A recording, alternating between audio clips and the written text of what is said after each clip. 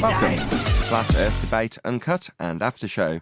I'm your host, Nathan Oakley, and if you are new to this channel, or you've not done so already, then be sure to subscribe, hit the bell notification icon, and join button if you'd like to become a Nathan Oakley 1980 channel member and keep up to date with the Flat Earth Debate.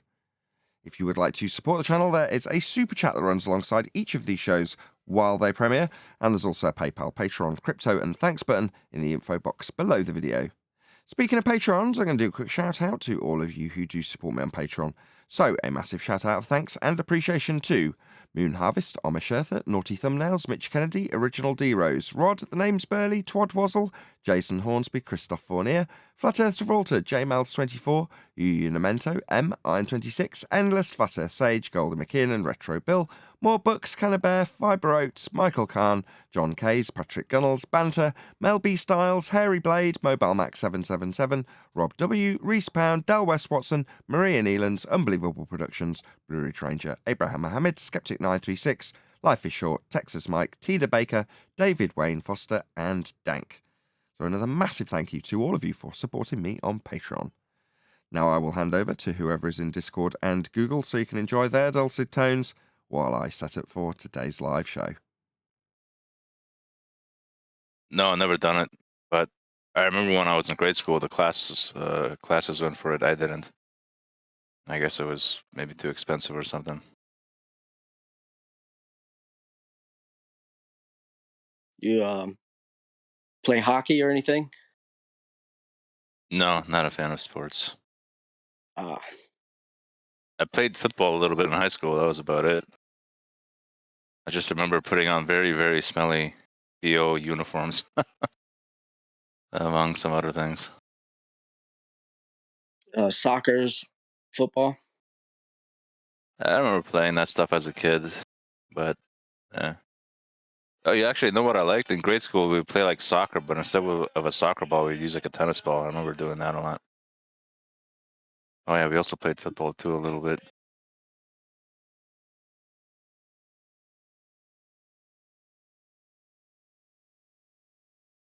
The good old days, man. Well, the world was a little bigger, a little more mystery. Yeah, it's really interesting from when we were kids till now. I still have like very, very good memories of like grade school and stuff. And even pretty much all of grade school. Even kindergarten I have good memories of. Even pre-kindergarten. Are you here all day But yeah. today, Righteous, or for all show? Wait, say that again? Are you disappearing at any point? Not planning on to. Oh, good. Well, because during the live show? it's just I'm going to lean on you a little bit more because my wife's got to disappear for a very long walk to go to the garage to pick up our unfixed car, which means the kids will be here. So there's a good chance I'm going to be. Hey, Neil. How's it going? The devil. Well, we got Neil. You can delegate this to Neil now. Yeah, we'll do that after we say our hellos to him. Long time no see, Neil. Everyone's been very worried about you. About what? Well, I had computer issues for about a week, and then after I came back, you didn't. So everyone was like, "Where's Neil?" So, as much as 10th Man's got family emergencies at the moment, medical emergencies, so to speak, more people were concerned about you. Let's put it that way. I'm more concerned that you don't even know me after all this time. Witness protection program? That would mean I'm a rat. Tom Johnson? I don't know what you're talking about. I heard one of the shows where you still was on the witness protection program. Right. And then there was another one where we were saying that maybe he got called in for a job that, like the old life, every time he tries to get out, they keep pulling him back in. That would make more sense. I read you beautiful. There was a couple of reasons. The main one was I wanted to see. I can't say a test. I wanted to try something out. Would I still be hungry for the show like I was when I first discovered it? Like, would I still be waiting for the Uncut and After show? And the answer to the question is yes, even hungrier. The show's been great. I couldn't wait till I could see the Uncut and After show. So nothing's changed. Bravo. Well, we're just glad you're back and you're okay. Neil, are you saying the show is like Chinese food? I don't understand. You know, Chinese food, you eat it and an hour later you're hungry for more? Oh, yeah, definitely. Flat Earth I debate. just wanted to see if it still had the same power, you know, Chock- because Chock full of MSG. I just wanted to see for myself, and I'm happy to say that it's got a bigger punch than ever before. I was hungry. I couldn't wait for the Uncut and After shows to hear them. Yesterday's show was amazing. That's very important because I've said this many times. You represent our everyman. I'm sure you know what I mean by that, right, Neil? Yeah. Therefore, if your considerations are, is this actually for me? Yes. Am I lusting after this just because it's habit? Or do I actually have a genuine thirst for flat earth debate? And you've tested your own, I don't know, what would you call it? Interest. Tested your own interest and then gone, yeah, I definitely am interested in what I do on this show. Well, that's wonderful because that will be the attitude of many, many, many other people. And I can understand why. I mean, only a couple of days ago, I was watching a Russian vids video, and he's in a way echoing the sentiment of the people around him when he's talking about people like Dave Weiss being shills, moaning about how poor their performance is at the Flattoberfest, and moaning about how they constantly seem to be getting infiltrated by bigger YouTubers who just want to take the mickey out of them. You know, they're just doing it for a video gag. It's like, why does this keep happening? Why are these the people representing us? And that's the general sentiment. And you can feel it amongst the people that are around you who say the same things, right? So you go, okay, that is the general sentiment.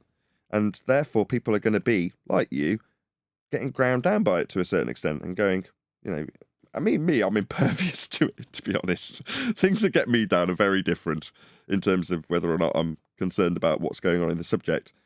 99.9% of the time, the answer is no. The subject is a done deal. There's nothing to concern yourself about unless you let other people who have pain about this subject torment you. And all they're really doing is projecting their pain onto you. My concerns are things like stupid lambda sensors in manifolds that are going to cost a stupid amount of money to fix and things like that. Those things stress me out. Computers that won't boot or crash continually, they stress me out. My coffee machine's got a leaking steam wand. Sorry, Neil. What was this other nonsense that this argument, people don't like it? Always the way, Neil. Whenever there's a new argument, think back to the Black Swan.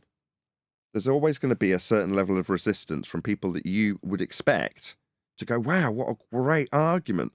I must learn and understand this so I can employ it. They go, I don't like this argument. Why not? Well, because people say a refraction to it. And? What's the end of their argument?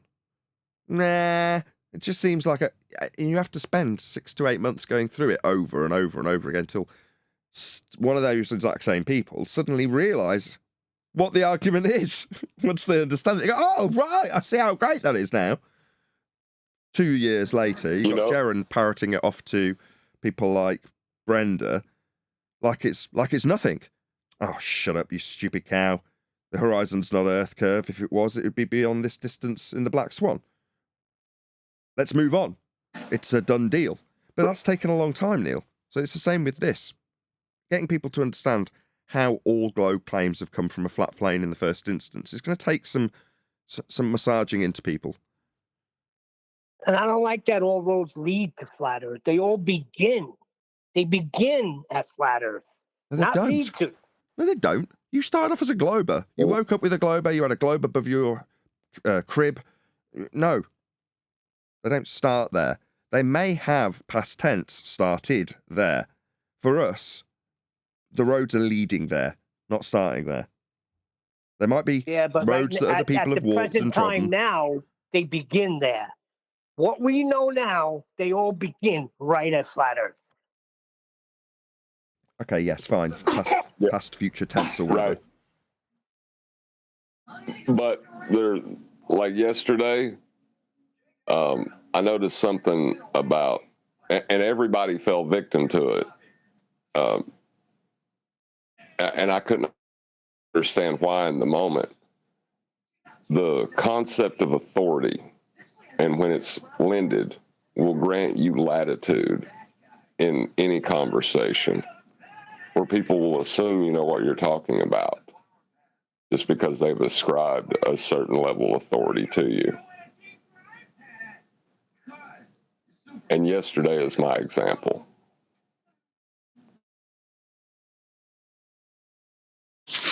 How so? Well, Nathan, do you remember what the first thing you said about Adam when he started trying to debate the point? Yesterday? What was the title you gave him? Yeah. What, Baller Meekin? Yeah, what was the title you gave him when he first came to argue the point? I've got a 4-year-old yattering at me. Say that one more time. You gave him a certain level of authority at the very beginning of the conversation. What did you call him? Mathematician. Yes. So he was allowed, without even being called on it, no one seen a problem with him showing a curve calculator and calling it a Earth curve calculator. Yeah, and but Adam and I tried to get across to you that is absolutely no different to Mick West, or there's no difference. Yeah, it is. Go to Master B, Tinfoil Hat Man, posted an actual Earth curve calculator. Right, what makes not a curve? Okay, this is what's his name? Andrew Thomas? No, not Andrew Thomas Young. Whose calculator is this? It's irrelevant whose it is, but it's a Earth curve calculator, not a curve calculator. I understand what you're saying. Okay. But the point that Adam was trying to drill home was that regardless of if it's his calculator. Now, I'll preface this by saying... No, I didn't say I'll preface this... hold on. I'll preface this by saying your point is to say that in an Earth curve calculator, your argument, and I'll take on board this by saying our argument, if you will, is rock solid, watertight, there's no getting around it. You're going to need a flat Earth for that. It's right there in the calculations. You're right. But that wasn't the point that Adam was trying to stress in terms of how the argument goes. Forget about the calculator for a second. Now, to make his point, he intentionally in his curve calculator, just to keep you on side while I'm halfway there, his point was that the trick he was employing wasn't one that was dependent on a flat Earth in an official Earth curve calculator. The trick was just to beg the question of R.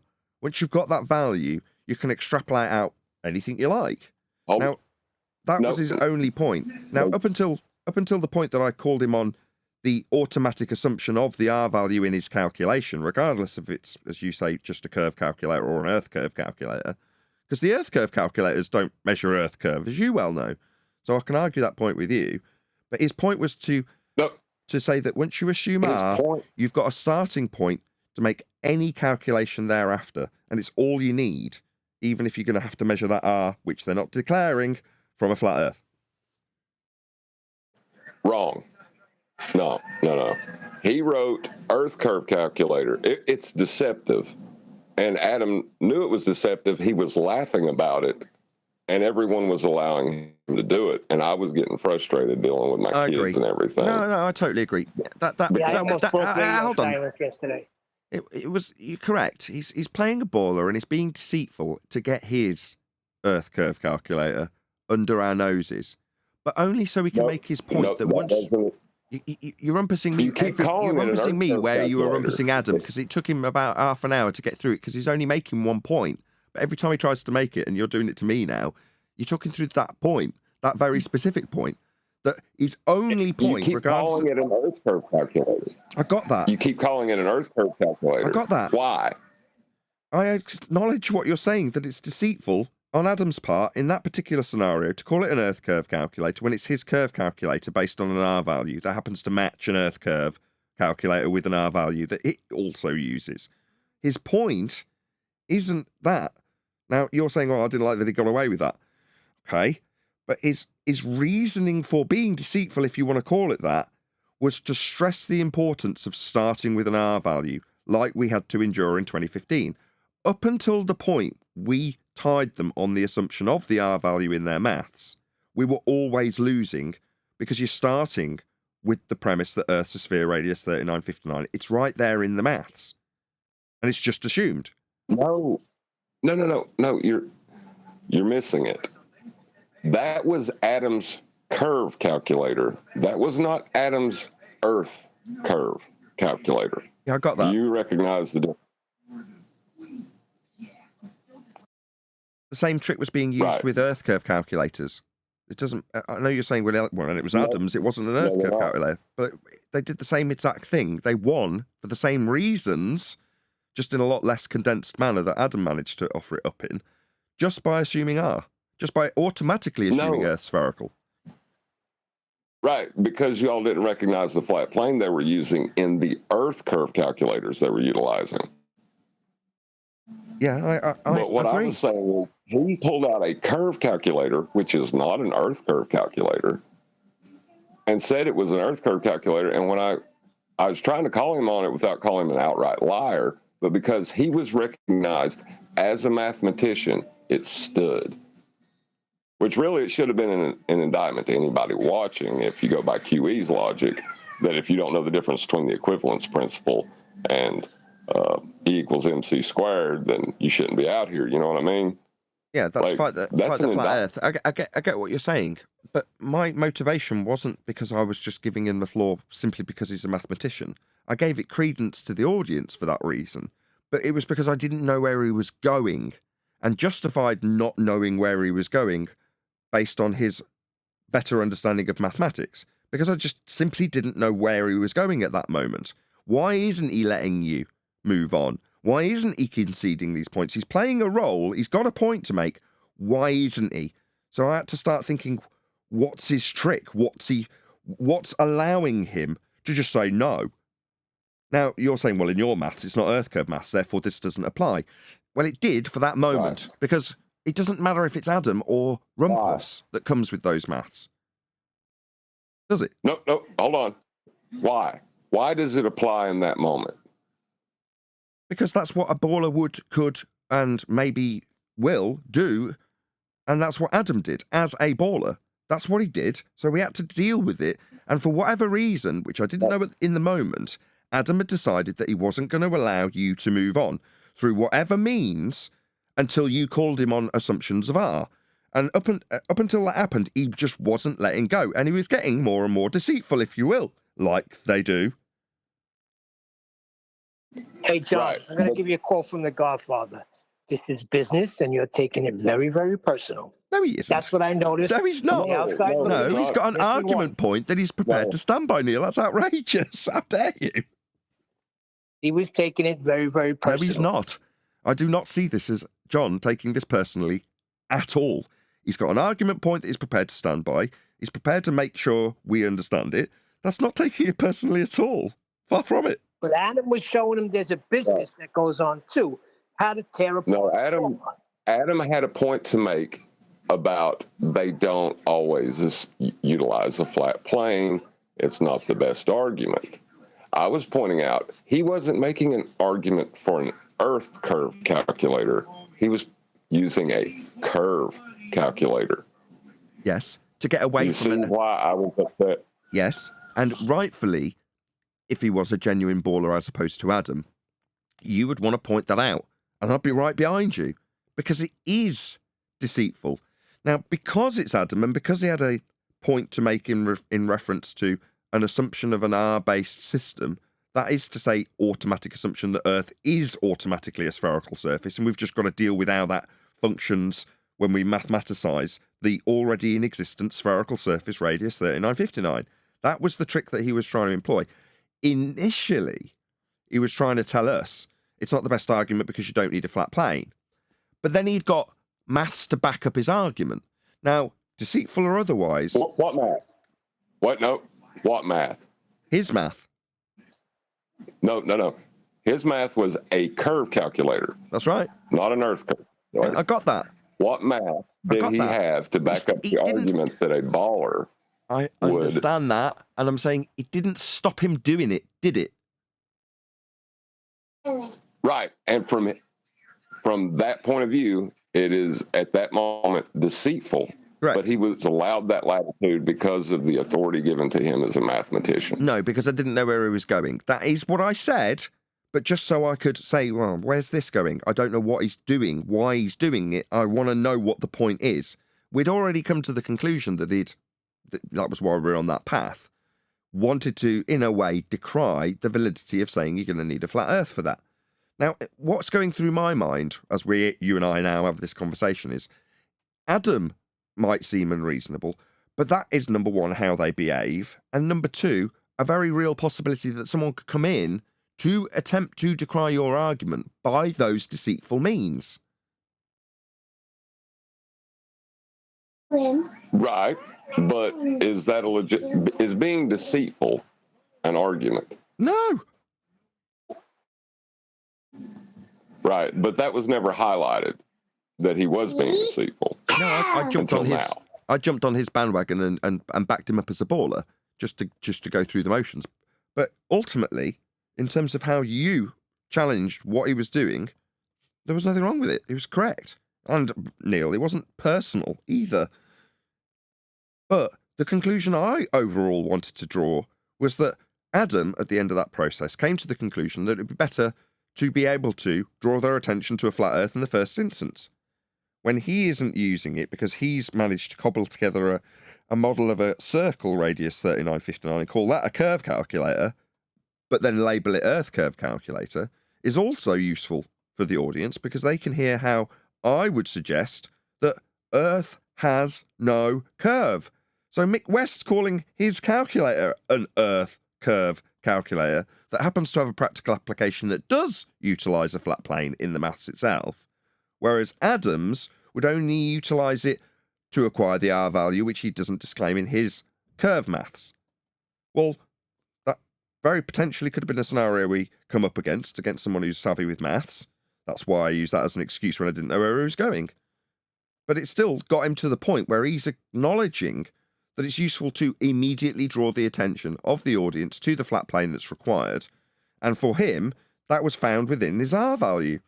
Got really, really laboured after the discussion kind of concluded. Right, but that was because of how he was wanting to tie the question to a housekeeping question. Right. Well, I did that, It's actually. not just that.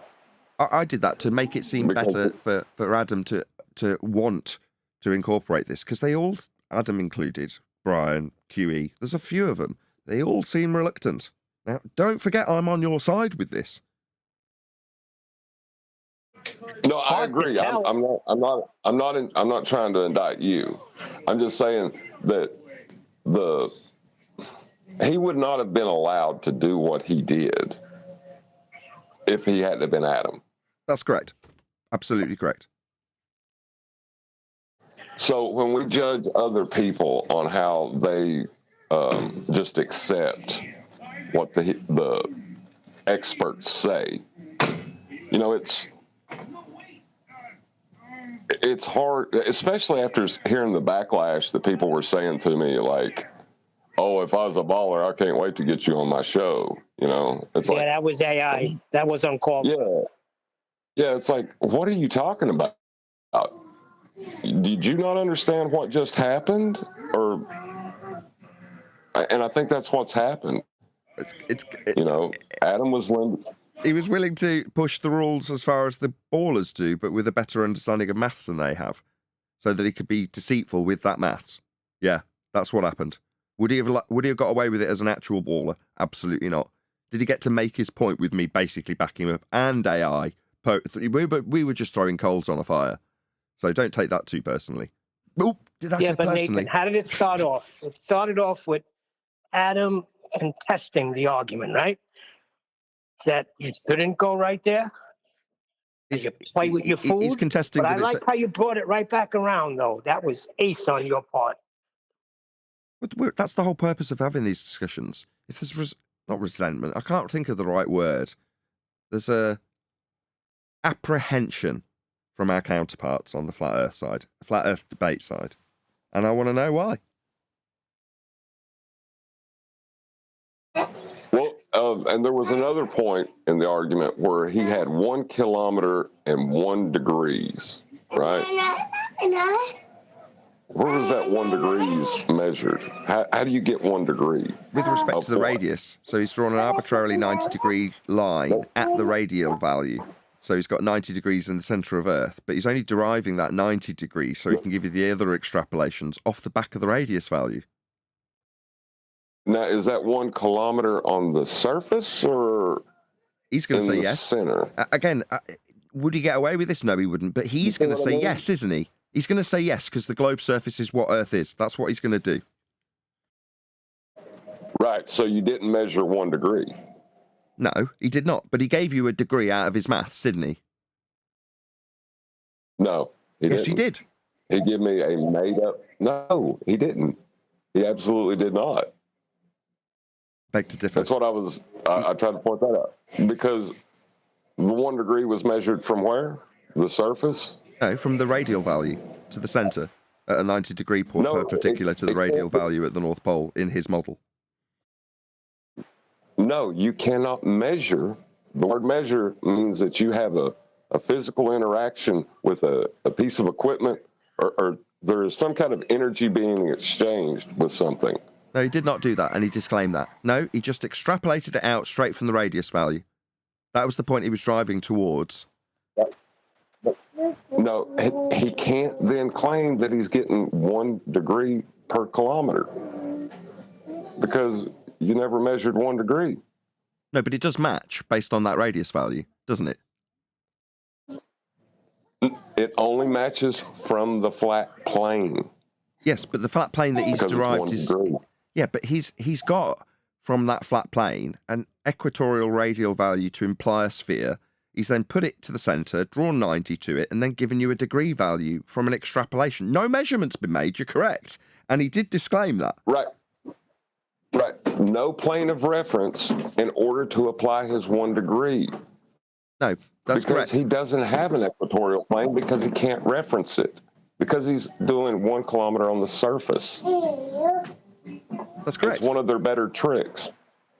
Yeah, I agree. He employed it, but only by showing that he didn't need to derive it from anything other than radial values. Then he can say, I've calculated out this angle, and yes, it does apply to the surface, to which you respond, no, it bloody doesn't.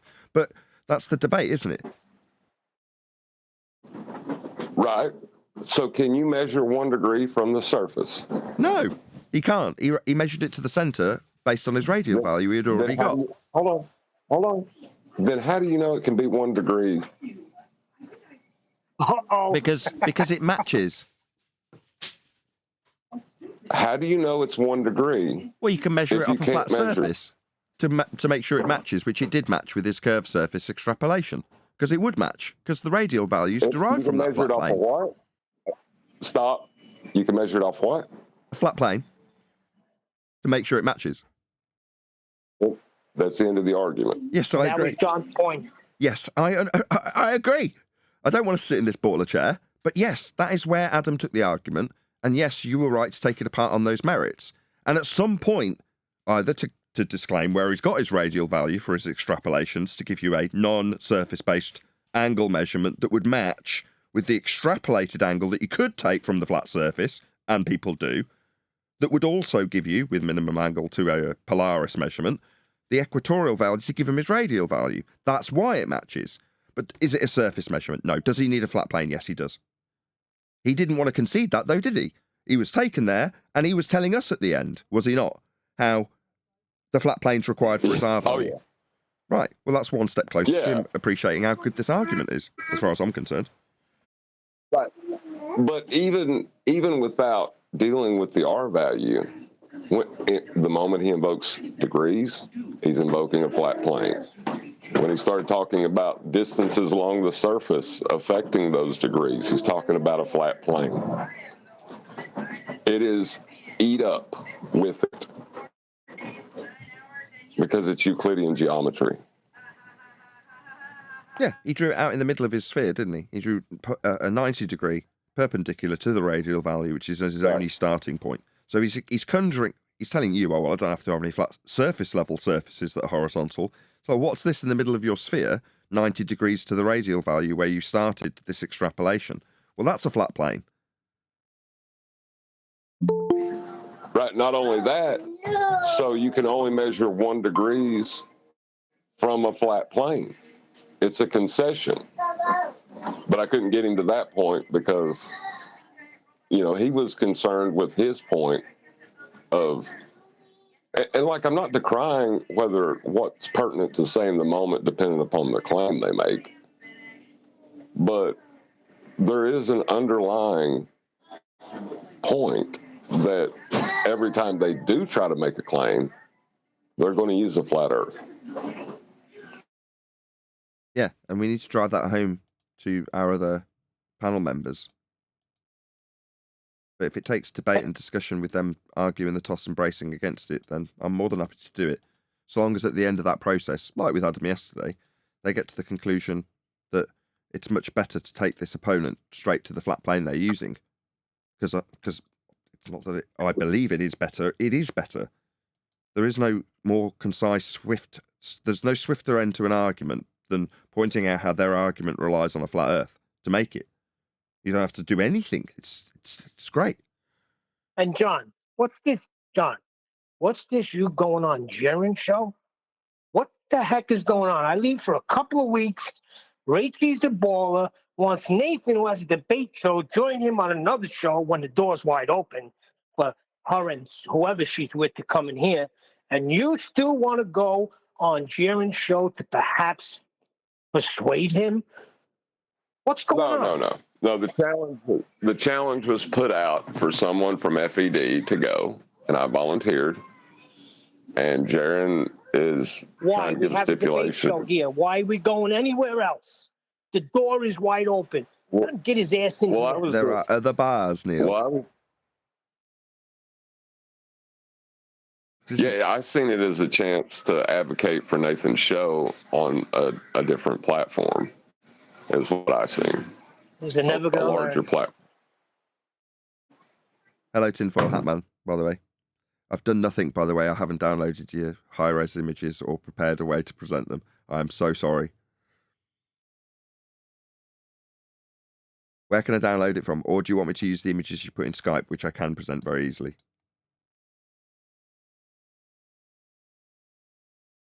Oh, he's obviously disappeared to get a cup of coffee. We'll ask him when he gets back. That's the other thing. How does somebody come right in and get on the panel?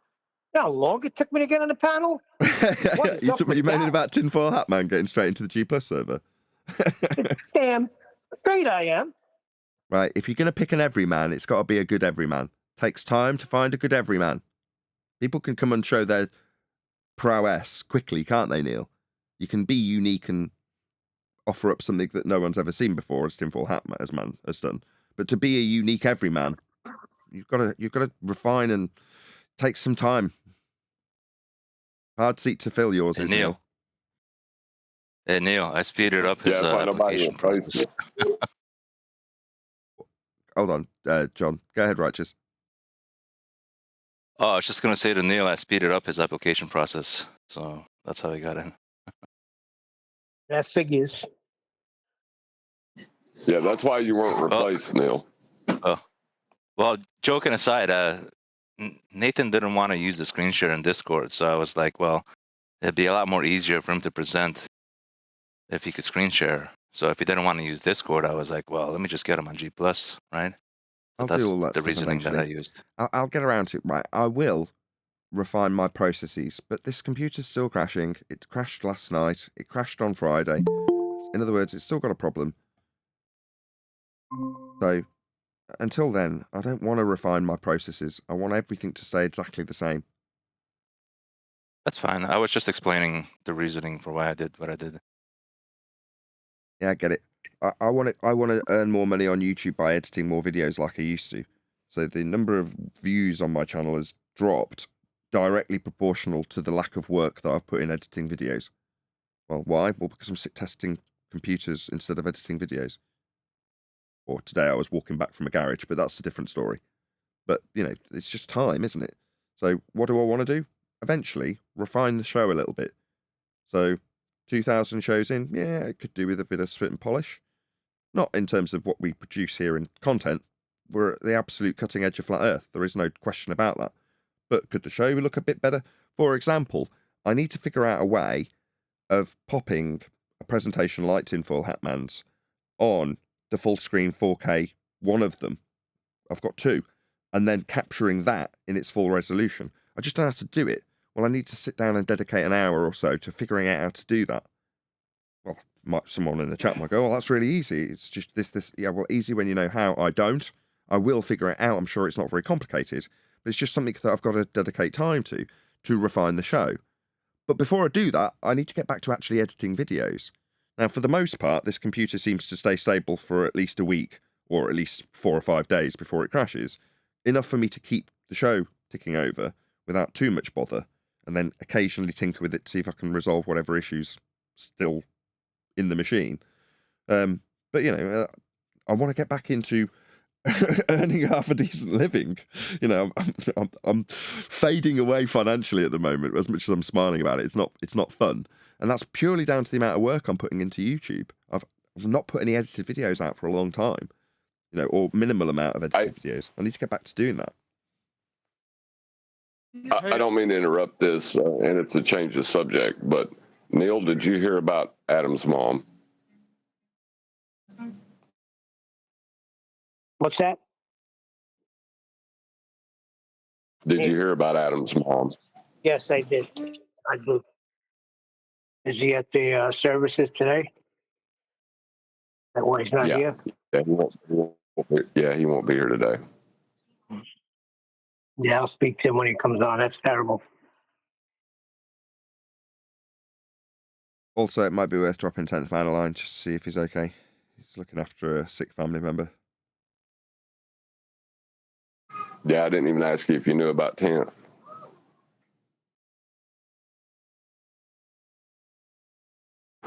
Yes. Yes, 10th's been in my press. Good. All right, sorry for changing the subject. I just wanted to These things be need up to date mentioning. on. We've got a little community here, right? So these things need mentioning. There was other reasons too, but I don't want to get into them right now. Maybe down the road I will. Fair enough. No, that's fine. Your business is your business. Like, nobody's going to push you on that. We're just glad you're okay, man. Yes, Neil.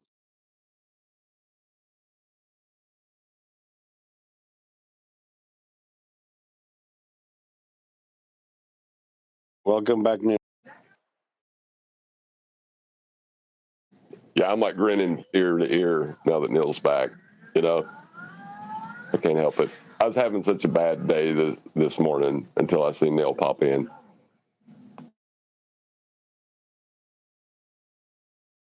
Well, so Yeah, I have that everybody effect. that's struggling. Nathan, I've got a couple of technical glitches here. Could we just try screen sharing, please?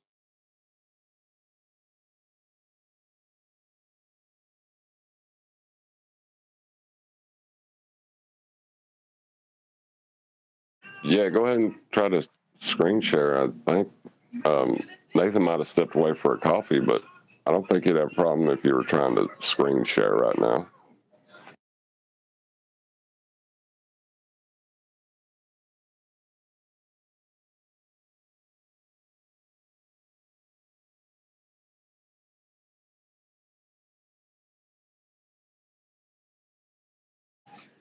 You wrote it out? I just tried, John, and it kicked me out, and that's the wrong screen as well. And that was the screen that I had before, so just bear with me.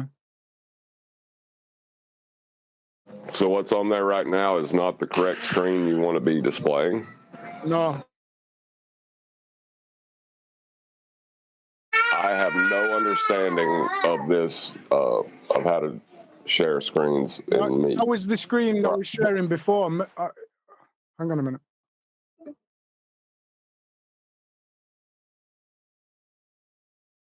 It's really good. Where's Brian at? Some stupid reason. I think it's this one. Right, okay, let's go. Can you see? You should be able to see, hopefully. There's technical issues here. I see a, like a infinite screen right now. Okay, hold on. Now it's resolving to a overhead picture from, looks like Google Earth. Yeah, that's good. It's got your location.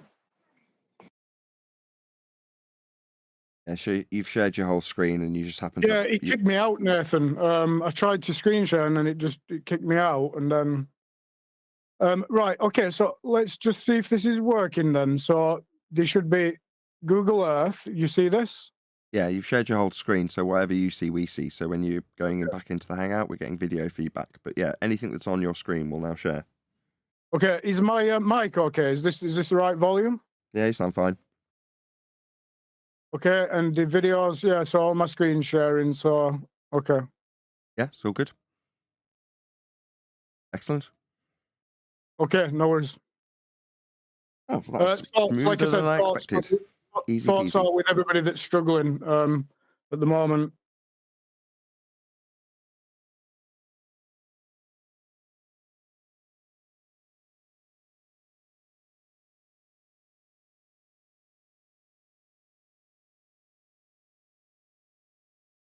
Cool.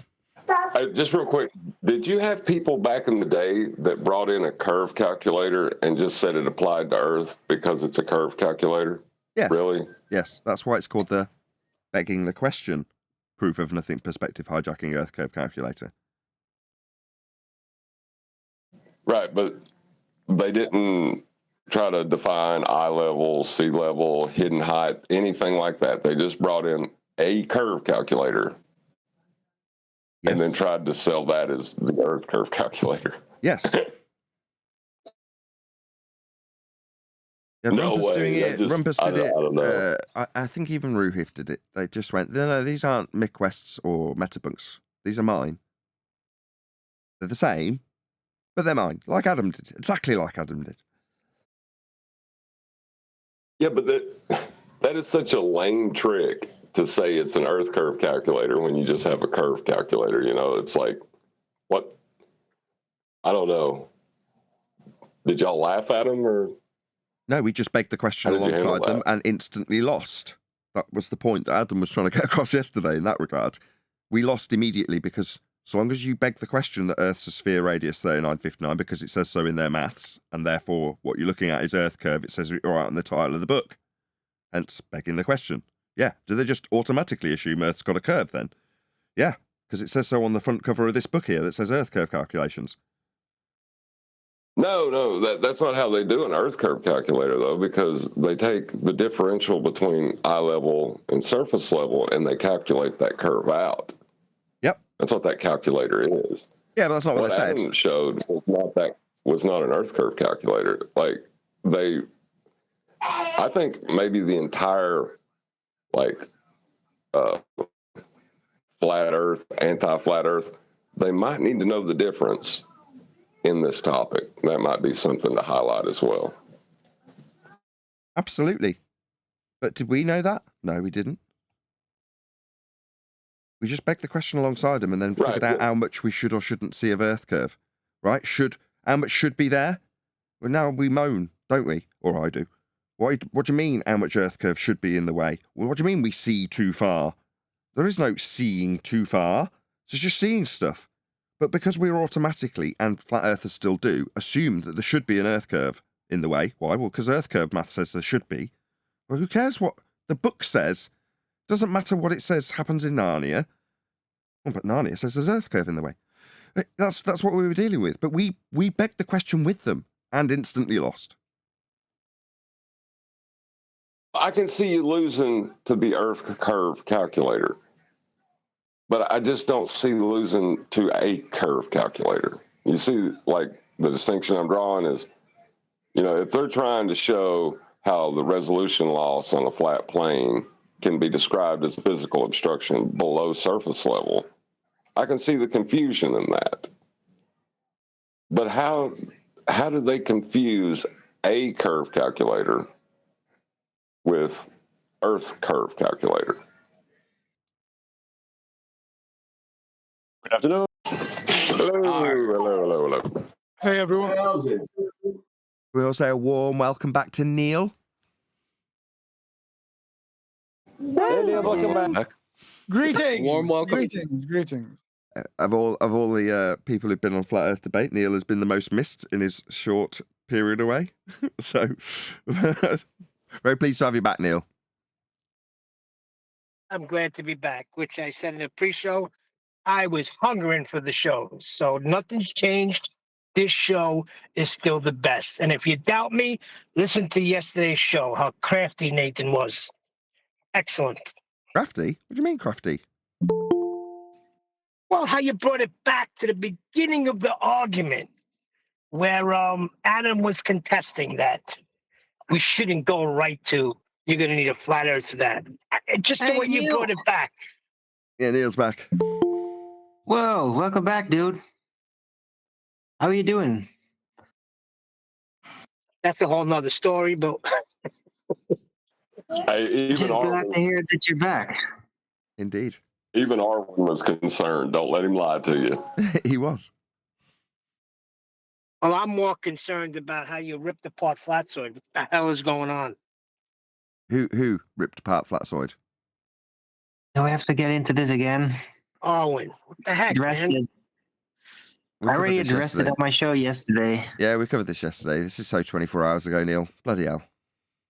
All right, show 2000. Forget about Neil. Let's get on with it. Well, we're going to reminisce, Neil, and we might have not even do housekeeping. This is, for those of you watching back that haven't read the title of the show, the 2000th Flat Earth Debate. Now, what I had actually got in mind for today's show, I voiced yesterday, and it ended up happening, which is to say that I would be very keen to go through what I think is the latest and greatest hotness in terms of argumentation, which is the necessity for a flat plane for all globe claims. Now, in the pre-show, we were amongst ourselves discussing, well, Neil was saying that it's not that all roads lead to a flat Earth. All roads start with a flat Earth. I disagree, because we all started with the heliocentric mobiles above our cribs. We were all taught that the world was a sphere from birth. We are in a generation where, to my knowledge, there's maybe a handful of people, but there's nobody alive that wasn't raised under the idea and notion that we're on a sphere. So when we find out it isn't, as we understood it to be, that to me is phrased, all roads lead to a flat Earth. From the globe that you started, as opposed to originating there. Now you can say past tense, well, in order to get to a globe, you had to start with a globe originally. Also true, Neil. But regardless, past tense, future tense, who cares? You're going to need a flat Earth for that. And that's what yesterday's show was. So if you want really top quality flat Earth content, not that I know that, or don't know that today's show won't be that way, given that my idea for today is just what everyone wants, which is just to... Originally, the idea was go back and look at clips, but I don't want to do that. We'll just discuss them. We were here, we were there, we existed then and now, we can remember. So we're going to hopefully go through some of our favourite fundies, things like that, as it's a 2000th show. Smash the super chat if you've been around for a while. Please support this channel. Got a lambda sensor that needs fixing. So please share the show and smash the super chat. But yeah, that's what we're going to do. We're going to go through some of our favourite moments. We're going to talk about some of the fundies that we did like. And by did like probably means we don't like, but you'll get the gist as we go through it. We're going to start with some of the characters. I'll throw some names out, and hopefully that will inspire maybe the Discord server, but certainly my panel, to talk about some of the times that have gone by. We will also go through a presentation today, so we also have some flat Earth evidence that we will present to you via Tinfoil Hatman, who's standing in the wings waiting. Say hello, Tinfoil Hatman. Hey, how are you doing? I'm doing well. So we'll also have that on today's show, so it should be fun-packed. We'll see how it all goes. Right, I'm going to throw a name out there. Normally we'd be doing housekeeping, but not today. And you're just going to tell me your thoughts and feelings? Top of the list, top of the scumbag pops. It's the rumpus. Any thoughts, feelings? Woohoo! My favorite all-time double-speaking anti-flat earther, who's so into it that he actually does fool himself. He can actually make himself believe that he's not lying and all that when he blatantly is. He's amazing. We do, we don't is the reason he got banned, because he was more than content to lie about the circumstances under which he made his claims back at the Isle of Man with respect to a geometric horizon. You know it's refracted because it's positioned with respect to the horizon. What, the geometric horizon you're claiming boats go over in the Isle of Man's blocked by? Oh, yes. No, you utter moron. Owen, hey, he's the reason why I came to G Plus, because I used to be in Discord, but you could not hear a word because he would just speak right through Nathan speaking. That's right, you weren't vetted as an everyman at all. You just moaned incessantly about not being able to hear anything in Discord because of rumpus. Exactly. I think we should all reassess whether or not Neil's worth being here. I'm only joking, Neil. We missed you immensely. Right, let's throw out a few more names of people who've been here in years gone by. Oh, wait. We never claimed the geometric horizon. We're sticking with rumpus, That's are we? what made him a liar. That's what I was going to say. Yes, that's what. Correct, The John. geometrical horizon only exists in the maths. Exactly. Right, you're all on the same track of why this guy got banned eventually, right? Because he lied. He was more than content to just flat out change history because it didn't match the Black Swan evidence. So, oh, well, no, that's not what we claimed. We always claimed the horizon was refracted. Bloody liar. Gave him a 3-opportunity chance to not do that. That is a lie through his back teeth. And he didn't. He took every chance and just lied again. Doubled down and tripled down and quadrupled down on his lie. You're like, what is the point of dealing with people like this? Like, the objections that came from Adam's deceit yesterday, right? Imagine that times 1,000. That's what you have to deal with rumpus.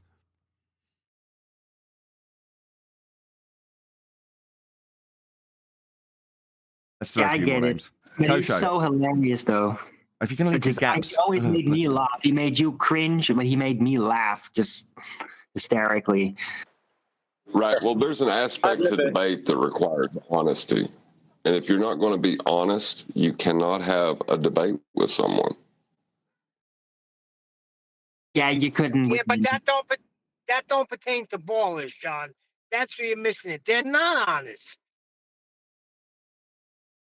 As it's just flashed up on screen, let's do a new one. Let's do Childs. Flat Earth math. Another lie. Oh, that's where I came in on the show. I came in. Okay, go on, right. Just let's hear it. I think that might have been the last time you talked to him, and that's when I joined. That was like maybe the first show I seen of you. You and Charles Math. That's about it. That's all I got to say. Not using radius. Yeah, man, you guys have got a great memory. Precisely, that was why he's got liar plastered all over his face. He declared that he didn't need to utilize the radial value of Earth. Yeah, he absolutely did. Just took out a couple of comments where he did, throwed it back at him, called him a liar, and he just smirked. Like, okay, well, he's got to lie to Flurf. Is it Flurf? He's Glurf. been in the arena for a long time, right, Nathan? Just correct my misspeak. Got to lie to Glurf. One more time, Neil. He has been in the arena for quite a long time, correct? Longer than all of us. Mm-hmm. And still doesn't get it because he knows, but he's a liar. Yeah, maybe he hasn't had to come across that in his previous endeavours in the arena of Flat Earth prior to us arriving. I don't know. I've never quizzed him. I know he's long in the tooth in that respect, and he's been battling against Flat Earth, like I say, prior to Math Powerland even making his comedy skit in, 2006? Predates that.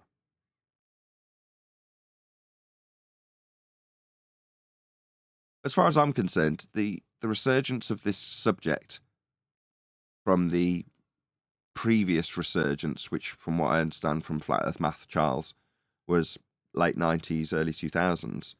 Then there's a gap. They all fade away. And then Math Powerland starts talking about it on stage. And then a few years later, I think Eric DeBay took that comedy bit, put it up on his channel, which ended in a court case between Math and Eric. All very dramatic. Shout out to OBE Line. Subscribe today as a YouTuber, giving me money. Thank you very much indeed. So eagerly looking forward to the next 2,000 shows. Keep up the great work. Me too. Of all the things I do in my life, some of which are thoroughly miserable, this isn't one of them. This is a joy. Actually, being a YouTuber is a blessing. Being poor isn't so much fun, so thank you very much for the super chat. Really appreciate it. I'm going to leave the chat up, by the way, just for old time's sake, really. That's what I used to do back in the day when Flat Earth Debate first started. You'd have the chat constantly rolling by.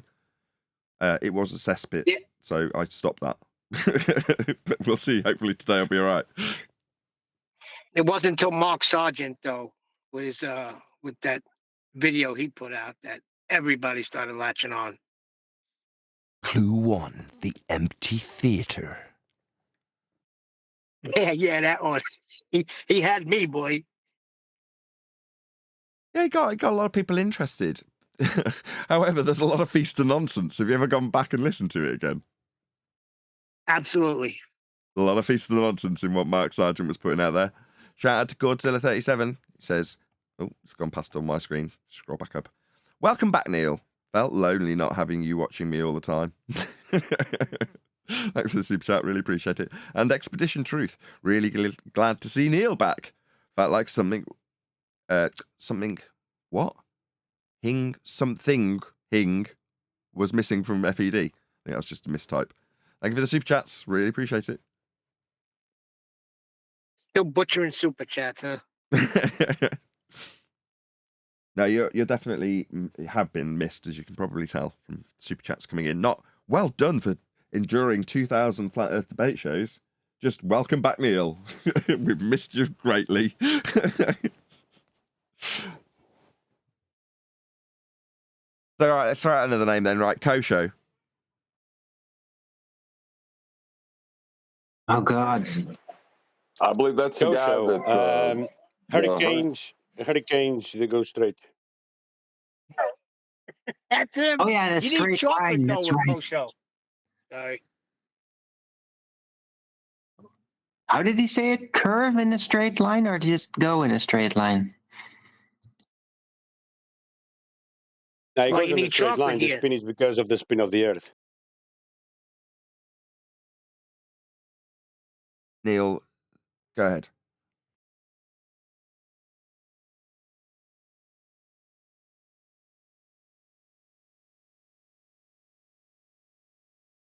Oh, this is good. Neil's back. It's just like old times, eh?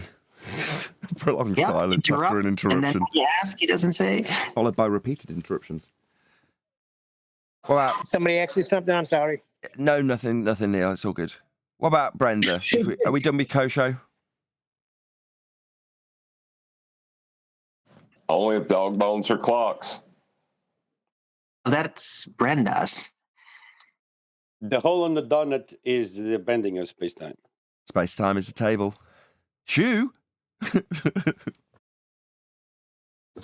Space-time is not a table. It's how quickly you measure the table. Right, fourth dimensional space-time table mentioning. Excellent. You feel free. If you want to throw in some names from the past, you feel free. What about Rufy? Because he's still present. Oh, God. Why would you? Words don't mean anything. The definitions of words are meaningless. He's still on Discord, but he hasn't come on the show yet. At least for a bit. He's like an old rug that you've had lying around for a long time. In other words, I don't think he'd be, other than, indifference to him, he'd be reasonably well welcomed, would he not? Ruhith? Yeah. I like him. He's a friendly person. He's funny. I missed that. He's a what person? Yeah, in more ways than once. Funny. Well, I was saying he was a friendly person. Oh yeah, he's all right as a person. I mean, he's very deceitful as a baller or anti-flat earther. He's a he's a waste of regular time in the wizard. conversation. Go on, George. He's a waste then of Alvin. time in the conversation. He'll disappear from the conversation for quite a long time, and then he'll come back. Conversation has moved on, and it comes back to the conversation again. It's such a waste of time, that guy. A respawn. Well, I could tag him, but And he really likes to enchant you. Like, he likes to use his low voice and sound really smart and charismatic, and he's really like trying to play you all the time. That's what I've noticed. Yeah, but he's got his tells. When he's got a motive, he tends to put his blinkers on to things that are coming in that are ancillary, regardless of how relevant they are. That's a tell. Shout out to Ross Bonanno. Hopefully I've said your name right. I'm not sure if you've heard Dogs Are Gods Step In, but he's definitely up there on my list. Congrats on show 2000. Anybody? Dogs Are Gods? I have no idea what you talked about, but I do know that esoterically in, what is it again? Golden Brick Road, the story, Wizard of Oz, that the dog that pulls back the curtain is actually the representative of God. I've heard that one. Wow. But beyond that, I don't know.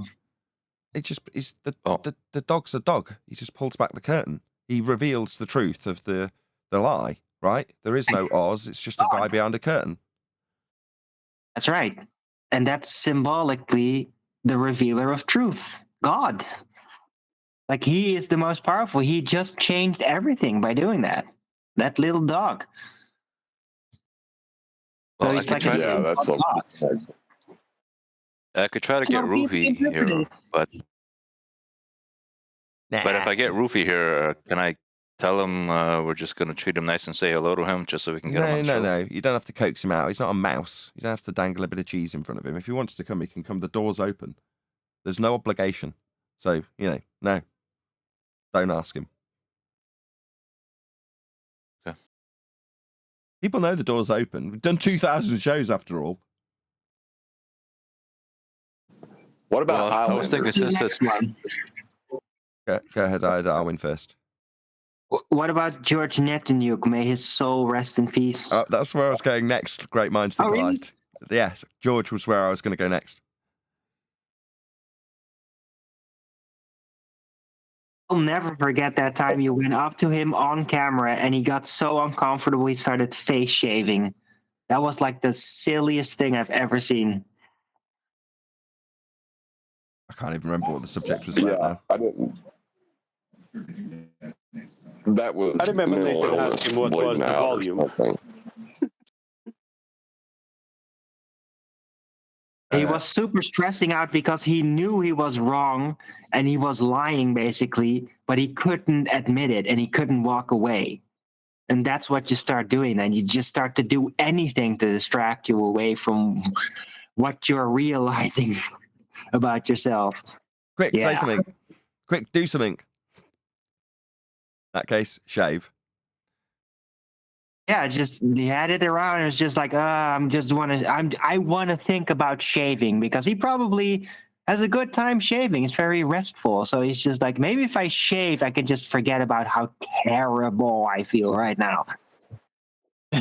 Or he was trying to put off the appearance of confidence, and in his panic, shaving was what he went to try to give the air that he was above the conversation, and it just looked like he was mentally ill. Yeah, could be too.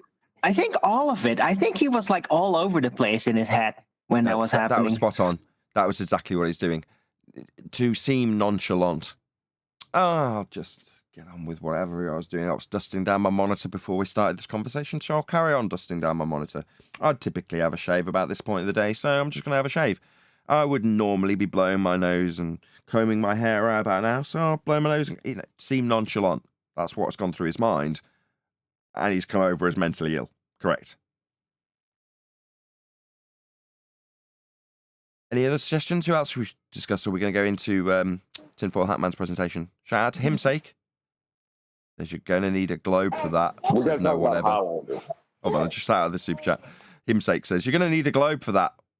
Said no one ever. Actually, that's not What true. about Bob No Doubt? It's not true. Bev has been saying that in my comments.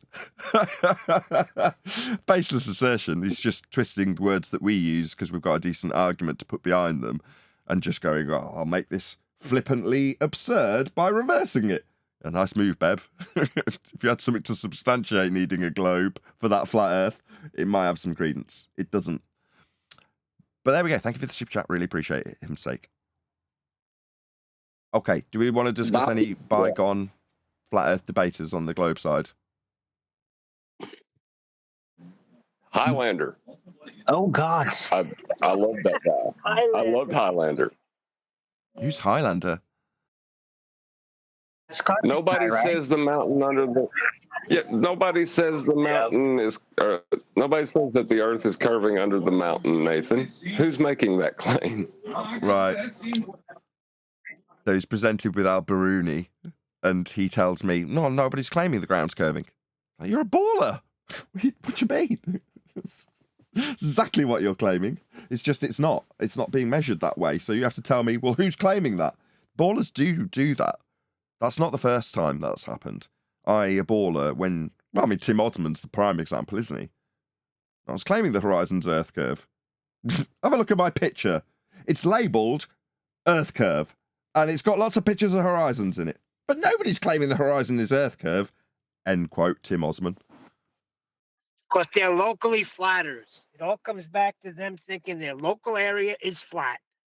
But there are no flat surfaces on a sphere, correct?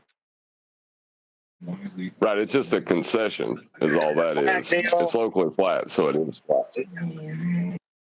Anyway, friends, a locally flat surface on a sphere with gravity being splayed out would result in reciprocal slopes. You wouldn't experience it as a flat plane. You would experience it as two hills. So they're retarded. Well, they also say no one is expected to see the curve of the Earth. Meanwhile, it's blocking these That boats was and not a blog. buildings, according to them. Yeah, their rebuttals come often in the form of a complete relinquishment of their original claim. What do you mean we've got two reference frames? Your reference frames are ruined. What, the ones that need to be asserted to infer Earth's got Coriolis effects, Imandan? You mean to rebut me pointing out the lack of Coriolis, you're going to tell me that my Coriolis reference frames are ruined? Idiot. You're relinquishing the very basis of your claim of Earth turning with a demonstration of Coriolis. That's two reference frames. Reply from Dan. You and your reference frames are ruined. Just these people are thick. Classic. I'd like to ask this to Simon Dan. Matthew. He's never been on. Nobody's always too scared. Like Simon Dan's a real scaredy cat. You can't mention this topic without conspiracy cats. Yeah, conspiracy cats. Scaredy cat. Of course. Yeah, share your pain. He was a perfect example of that eking out of every pore, right? The cognitive pain of this don't work. That means it might not be a globe. No, I must fight this. Internal pain. Oh, cats. Oh, share your pain. I still refer to it. How do you have gas pressure without the container? That's right. Hold on, I'm going to pick out Arwin's words just because that's where I was about to go. Go on, Arwin. Yeah, that time that conspiracy cats got on with Haunted House will live on in infamy. Right. Talking to the third person about how painful it would be to accept that the whole world that you're faced with is full of deception. And you're like, yeah, that's right. Yeah, share your pain. Would that be how your mate in the doctor's surgery, got a bit of a problem. Actually, no, it's my mate. He's got a lump. Has he now? Let's have a look at this lump. The question shouldn't be how do you have gas pressure without the container. It's how do you have George, pressurized then gases Neil. without the Hold container. on, George. You want to start one more time then, Neil? Go ahead, George. the question is not how do you have gas pressure without a container, is how you have pressurized gases without a container. End quote. Conspiracy cats. That was a response to Tommy. Now, Tommy is a boxer. Now, I'm not going to ask you, the audience, to make any inferences of Tommy's intellect based on him purely being a boxer, but he's not sat in front of kids educating them. Let's put it that way. Yet he got the better of cats about 26 times, didn't he? Boxer. Yeah, but you got to preference that where he used to come on this show first. I remember hearing him as a baller on this show. Oh, what, Yeah, that's Tommy, correct. before he got converted? Yeah, he came here to tell us we were stupid flat earthers. Correct. And he was very annoying at the time. But when he realized that he lived on a flat earth, boy, did he have freaking conspiracy cats against the ropes. Yeah, he did. With a little bit of knowledge, he had that teacher absolutely over a barrel. Class. Very amusing. What else we got? Can I bring up a flat earther? Yeah, if we've had flat earthers on the show, if we're ripped apart, that'll cheer up the ballers watching. Well, not ripped apart, but spurs, because you're talking about a little bit of knowledge. And we were talking the other day about how a little bit of knowledge can be dangerous. The independent variable. Yeah, so sorry, Spurs. You're going to be the lifelong example of this. The sad thing is, right, I don't know why he's become this example. He just happened to be that person that got caught doing it early on. And then he was made an example of, and it's never changed. But it's like, if you actually spoke to Spurs today, I am in no doubt that he could rip you a new one in regards to the scientific method. He knows his stuff. You know, I know Spurs, but he just happened to be that person at the wrong place at the wrong time, asking somebody for an independent variable when it wasn't a scientific context. And you're like, whoa. You're wielding this chainsaw because you've seen people wield it to great effect quickly by just asking for an independent variable, when the context was a scientific claim to be experiment. If you're claiming something that's devoid of any requirement for science, and you haven't even said the word science, and you get asked for an independent variable, you can safely assume that the person asking you for it doesn't know what they're talking about or why they're asking for it. Quick shout out to Tom. It says channel of Scientism. Butchered that, I'm in no doubt. How to find Polaris and determine the latitude. Timestamp 7 minutes 30. Curious about this visualization and where it comes from. Okay. I mean, maybe someone will dig that out and stick it in Masterby and we'll have a look at it. Tom, thank you for the super chat. Really appreciate it. Let's see if I can... Magnetic West. How to find Polaris and determine your latitude. It's just an angle measurement, isn't it? Just an angle off a flat plane. Tom, without even looking at it, I can pretty much tell you what it'll be. Yeah, the declination angle is your latitude, supposedly. Yeah. That's what gave you the grid. So to back engineer it, if you will, and say, well, this is what my latitude is. It's like, well, if you've engineered it from an angle to Polaris, when you take your angle to Polaris, you're going to get it back again, aren't you? That's where it's come from. So that's what you're measuring.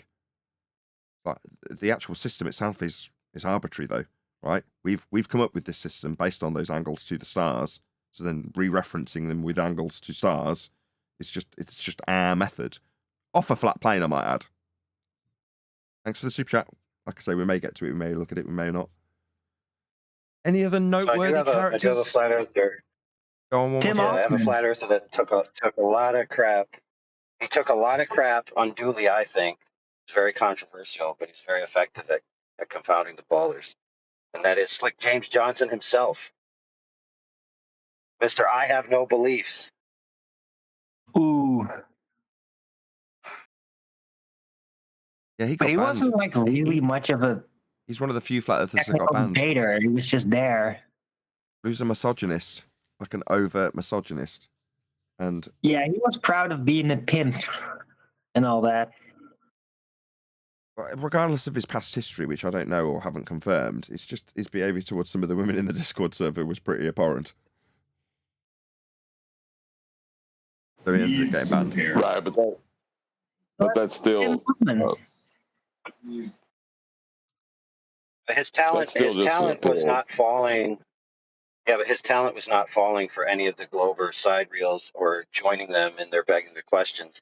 He stopped them immediately at their claims, right? And told them, you're just believing that about what you're saying.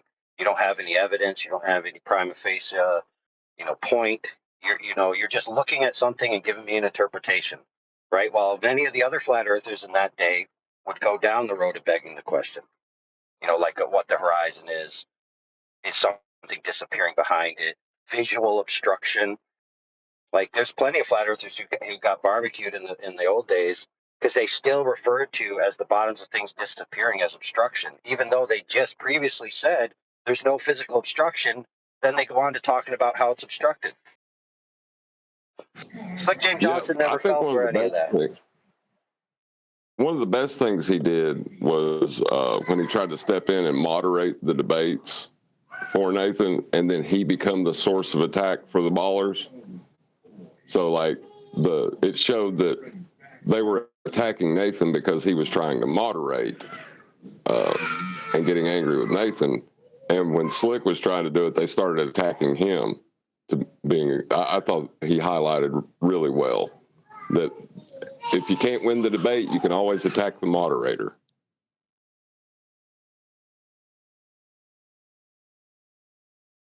Okay. Any other noteworthy characters? If not, we're going to move on to Tinfoil Hatman's presentation, if I can get his Tim attention. Osman. Tim Osman we covered. Oh. Remember? Nobody's claiming the horizon is Earth curve. Mark Taylor. Check out my picture. Mark Taylor? Yeah. From the old days. Yeah, another scumbag. He used to stalk people. Like, kept on appearing in the papers for stalking Fern Cotton. You obviously covered Rumpus already, right? Yeah, it was the first one we covered. Okay, did you cover his mental snap live on the air? Remind us. It was an extremely important turning point. So in the days of the Black Swan and leading up to it, before that they would hard argue the geometric horizon and all of this type of stuff. And then he was live on the air, dragged through the argument, forced to concede that the horizon can't possibly be physical Earth curvature.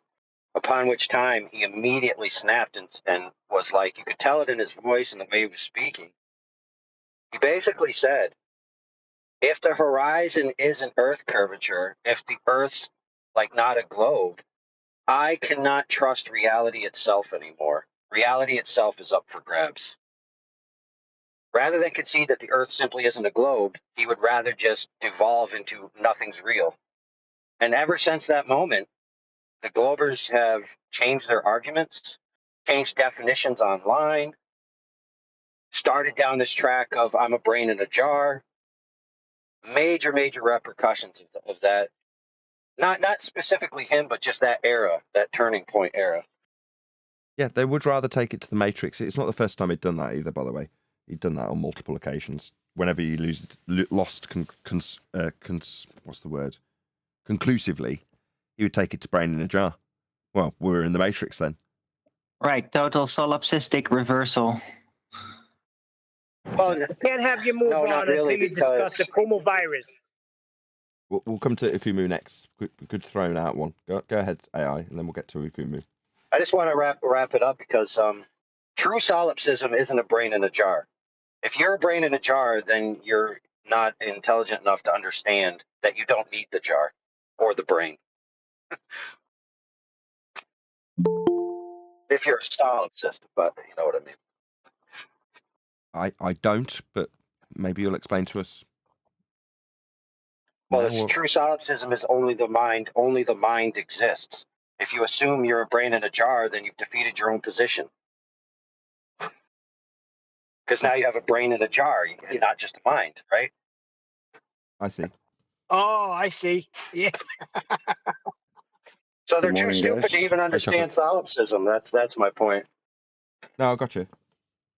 But no, I didn't get it first time, so I'm glad you explained it. Right. Wait, is that Neil? Welcome back, Neil. Hey, chocolate. We're going to do one more, which is Akumu virus, and then we're going to do Tinfoil Hatman's presentation. Kumu virus has to be Sorry. What you want me do this for? What you want me do this? That's what I want to talk about. That is going to be the funniest, epic Are we? part of Wait, Flat Earth debate. That whole thing. Okay. Are we reminiscing? Because this is the 2000 episode. Yes. What he That's actually awesome. Happy said. 2008. Thank you. What he actually said was, "Why don't you walk me through this?" However, because he was so exasperated, he flapped it out of his gums as follows: "Why do you want me through this?" That's what he said. It sounded to me like, what you want me to do this? Why did you make me do this? Why'd you make me do this is what I turned what he said into. Why'd you make me do this? Why'd you make me prove a flat earth? Because that's what he was doing. Yes, that's it. That is With Nathan's in the back saying, "Come on, bro. We need to cover one more. It was just That is how you sound. He was so exasperated and high pitched. People do it all the time. That guy who was on last week did the same thing. The guy who claimed to be a scientist. When he's on the ropes, he suddenly gets all high pitched. Yeah, they go up a couple of octaves. Yeah. Well, maybe you can tell me how science works. What, you mean you don't know how science works? We need to do the George Bush and fight the flat Earth. John, then Well, there's George. also Brenda. We can't forget Brenda in the shoe. We've covered Brenda. Well, John, then George. Go ahead, John. And let's not forget everything Akumu said. I mean, look, lines are straight, but they reach your eyes curved. Remember that? Oh, how did he say it again? He just said both. He double speaked his way around it and laughed his head off when he had to concede his own double speak. I've got that trimmed out. Go on, John. Yep. Second time's a charm. And he left his pants, right, without taking them off. You can change your pants without changing your reference frame. Yeah, that was also Akumi. Yeah, that completely wiped my mind of what I was getting ready to say. The going up in octaves. The going up in octaves. Yes. Going up in octaves is probably why they got the term "I got you by the balls." Right. I think that's where that comes from. That makes sense. Why'd you want me through this? Got you by the balls, Akumi. Yeah, see how that works. Very good. You know, I got all these clips, work right? very good. Interesting. Okay, right. I think that's the last one. We've done at least half an hour. No. One more. Go on. We need to cover the Fight the Flat Earth and George Musa, talking about gravity, and I'll leave the rest for Chocolate to say. Well, we're covering people who've been on the show, but fortunately FTFE has been on the show, so feel free.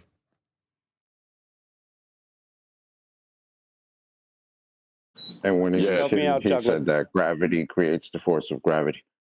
He said that to you, didn't he? Yes. It's an emergent force. Emerging force, yes. What's the name of the emergent force that gravity creates, according to him? Exactly. What's the name of that force that the gravity creates? Gravity. What, gravity? So the gravity creates the emergent force of gravity. The non-force that isn't a force, but you can think of it as a force of gravity, creates the emergent force of gravity. Yeah, makes perfect sense. Yep, that checks out. Okay. Right. There you go. Tinfoil Hat Man, are you there? Indeed. Hey, do you want to give us a bit of preamble? Let us know what you're going to present. You're currently screen sharing our screen share of the G+. We're just going to continue our voyage down the Bristol Channel, if that's all right with you. Certainly is. Ready when you are. Well, yeah, this is it. This is your moment. Feel free. You're up on screen. Everyone's watching.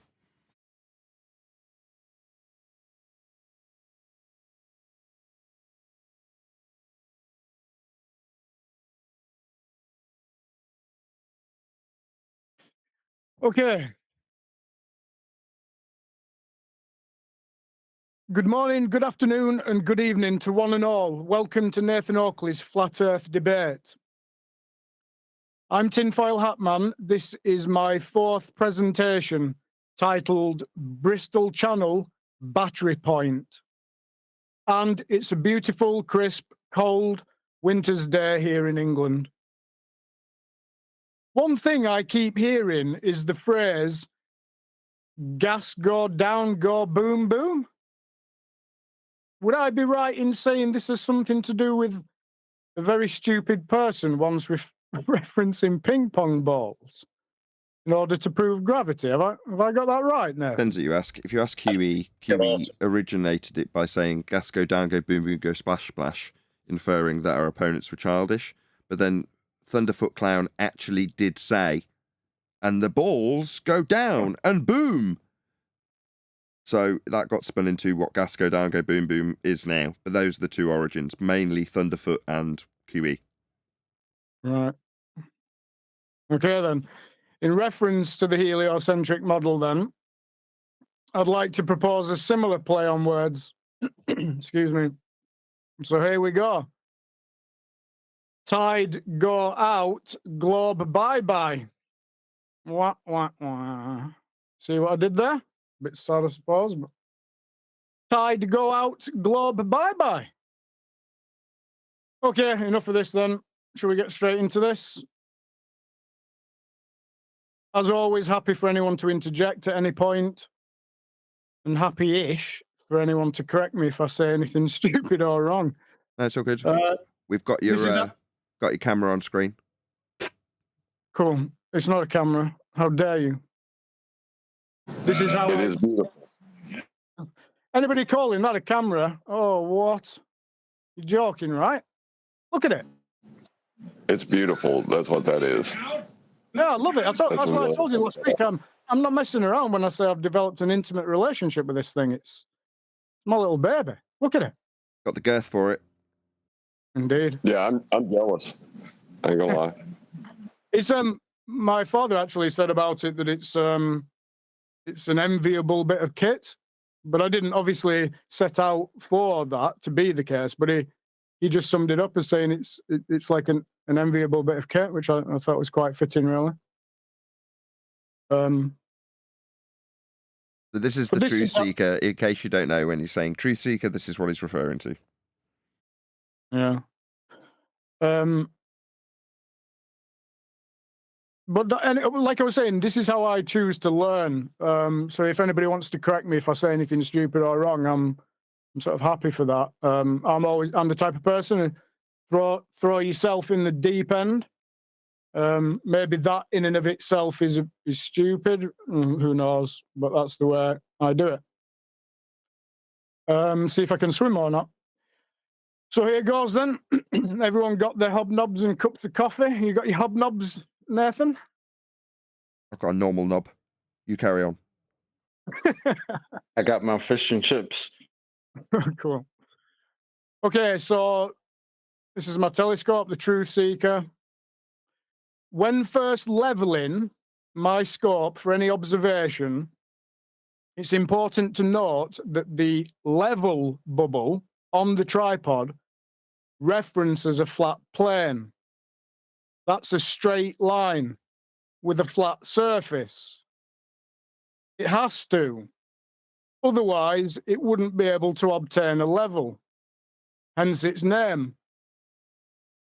Note that the level bubble does not reference a curve. How could it?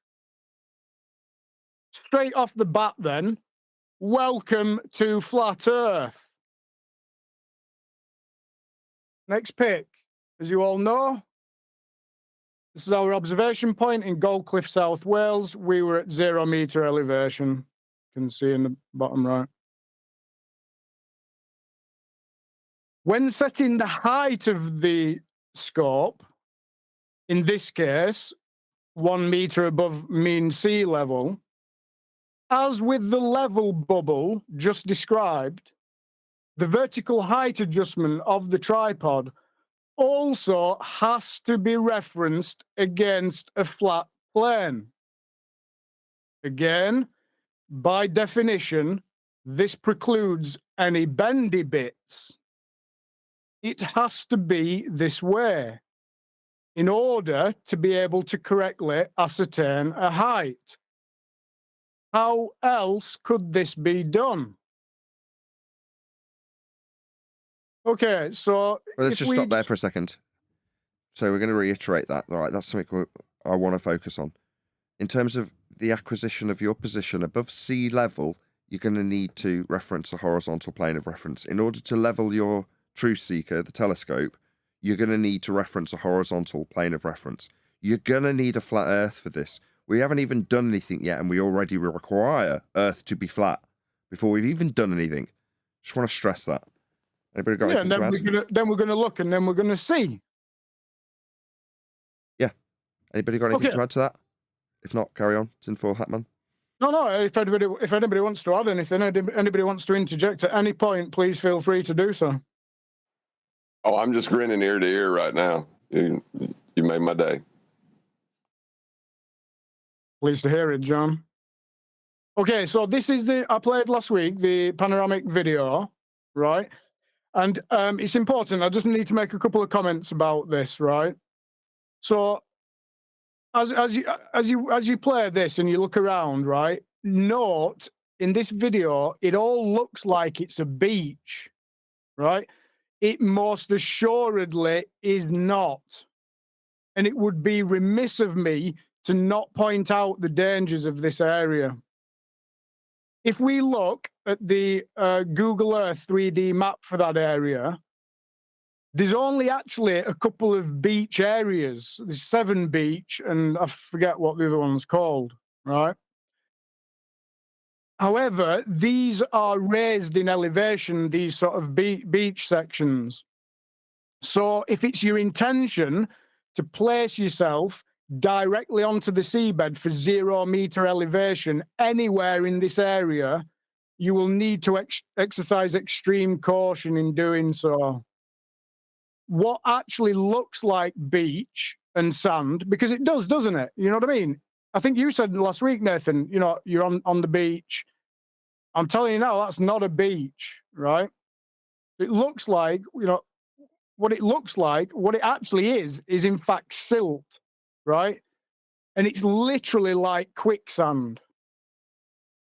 Very quickly, you'll find yourself in trouble, right? So the best times to go onto the seabed are on hot summer days, so that when the tide leaves the area, the sun will harden certain areas of the silt. So I just needed to sound out that warning. This area is not for the faint of heart, right? And just be aware that the tide also comes in furiously as it comes into the bottleneck. So you really don't want to find yourself stuck in the bed. Being a flat earther and completely despised by society, don't expect many people to rush to your aid. So this is why I keep mentioning that I've literally been face planting pretty much everywhere I go. I'm not actually joking about this. It's just be careful in that area. Right, the focus of our attention in today's video, we've been sweeping from this top left and are now concentrating in this area of it. Hang on a minute. Yeah. No, it's actually a bit further down. Okay. Let's go to Google Earth 3D. Okay, so just as you while know, you're doing that, just 1 second. So we've got over 100 people watching, so 112 people watching, which is fantastic. A very warm welcome to you all if you've just got here. Please share the show. It's show 2000, so it's a big one. Smash the super chat to support this channel. And yeah, I'll pass back over to Tinfoil Hatman. But I just wanted to do a quick call to action to all of you who've joined us recently who've not smashed the share button. Please do so. Go ahead, Tinfoil Hatman. My bad. No problem. Okay, so this is the focus of our attention, the area that we're looking at today. So this is where the video is going to start off. Okay, so we're looking down this section into the River Avon here, and we're going to pan down here. Okay. So if we go to the video, the first video. Okay, so this is where we're looking, right? So back to Google Earth 3D, you'll see this is where we're looking. And again, please just bear with my GPU. It's I've noticed today Google Earth's actually going a little bit slower as well. But basically, we're looking, as the video starts, we're looking down here. And it's definitely much more sluggish today. But yeah, so we're looking down here. Straight across the Bristol Channel with direct line of sight to the River Avon estuary here.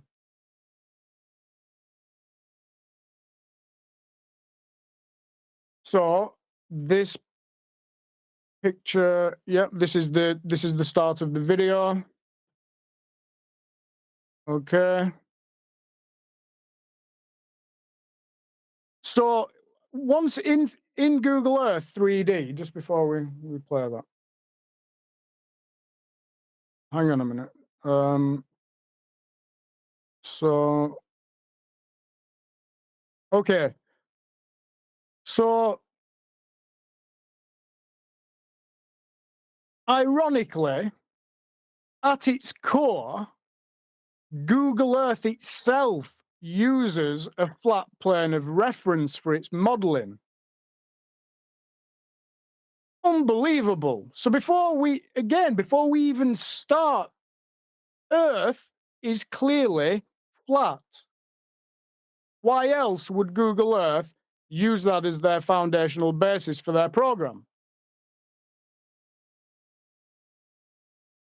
So what do we actually see when we look through the scope then? Right, so as you know, we're at 1 meter observer height.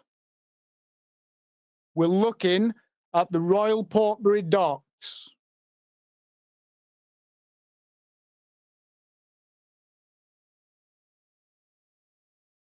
Notice this dock area here on the right-hand side. This is 6 to 7 meters tall above mean sea level. We'll come back to that in a minute. Firstly, though, let's take a look at the trees on the banking in front of us.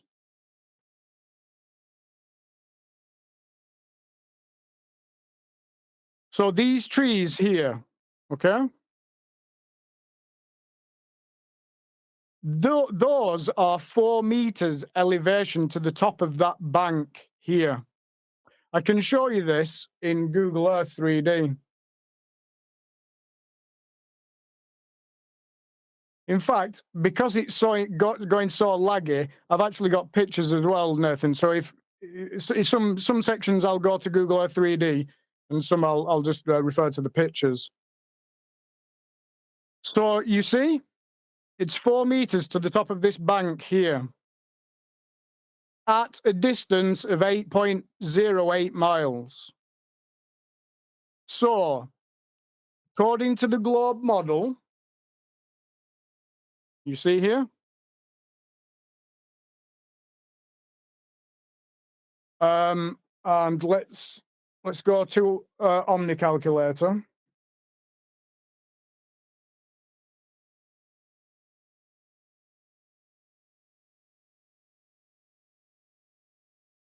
Okay, so reference picture, right? Okay, that's my fault. Just bear with me, please. Okay, so if you see, look, we're looking at 8.08 miles with a 1 meter observer height, which gives us a distance to the supposed geometric horizon of 2.22 miles. So an obscured object part of 7 meters. So if we just go back,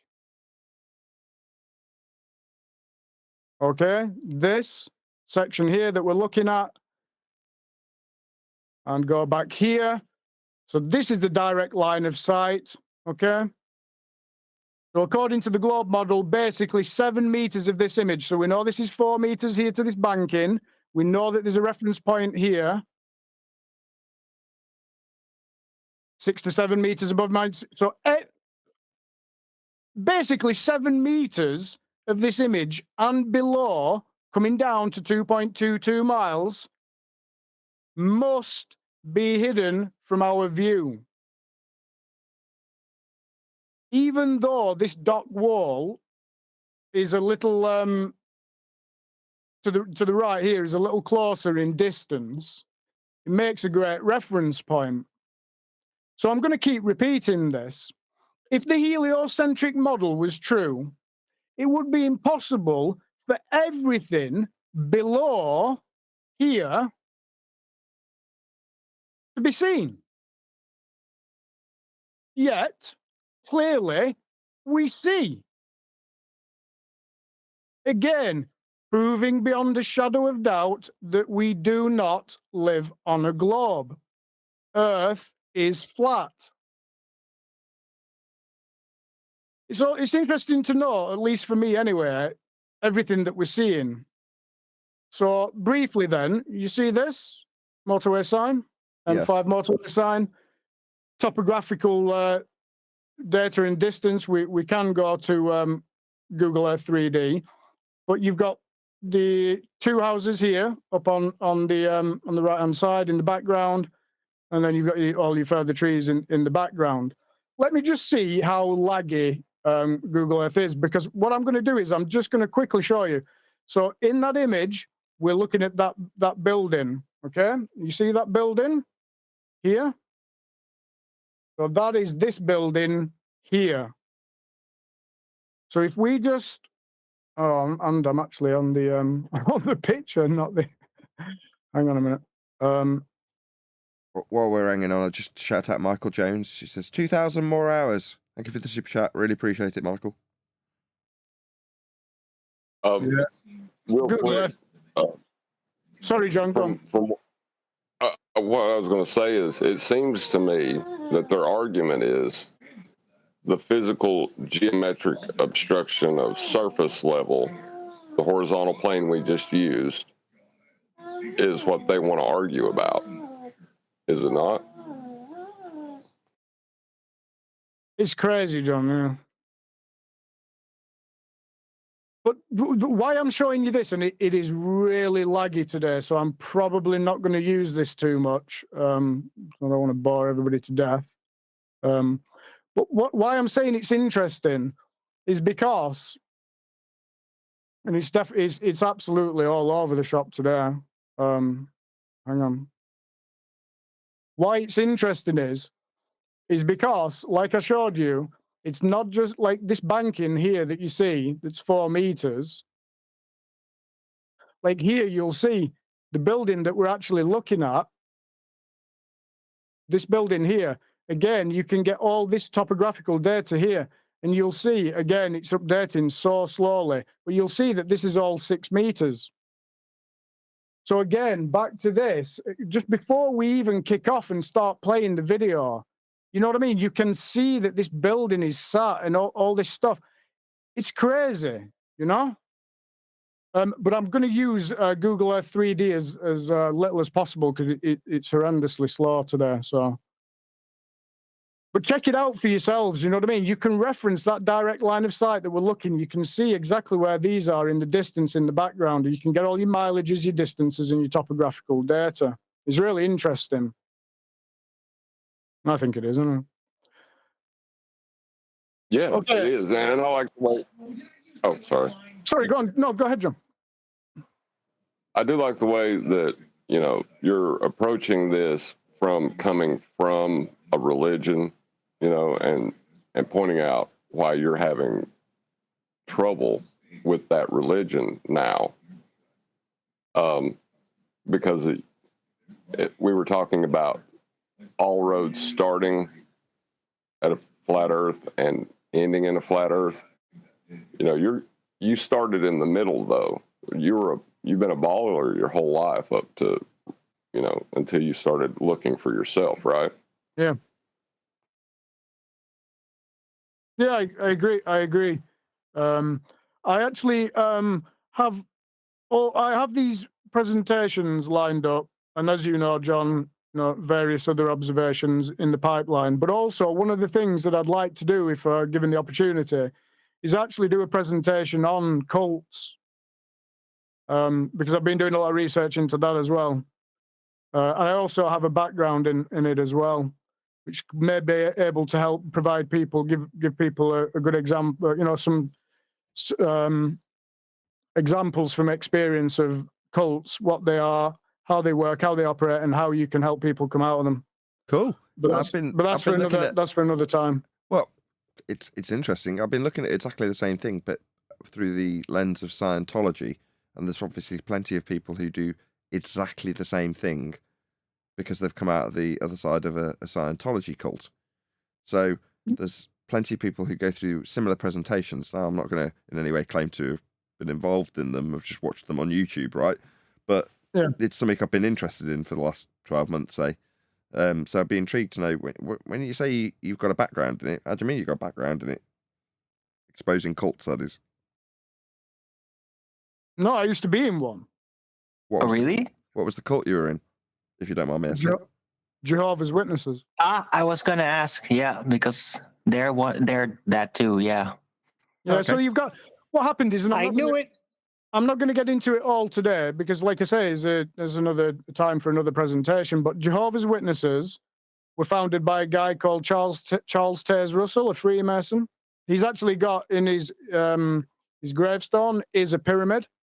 Then there were three friends, basically. Charles Taze Russell, who founded the Jehovah's Witnesses, Ron L. Hubbard of Scientology, and Joseph Smith of the Mormons, the Church of the Latter-day Saints, or whatever it's called. Anyway, and they were all pals, and then the story goes that they all fell out, gave different interpretations, arrived at different interpretations and conclusions with regards to various things, and all branched out and set up their own religions, cults. But anyway, like I say, it's all for a different day. But because of my background and actual my family background in Jehovah's Witnesses, I have sort of inside knowledge of it all.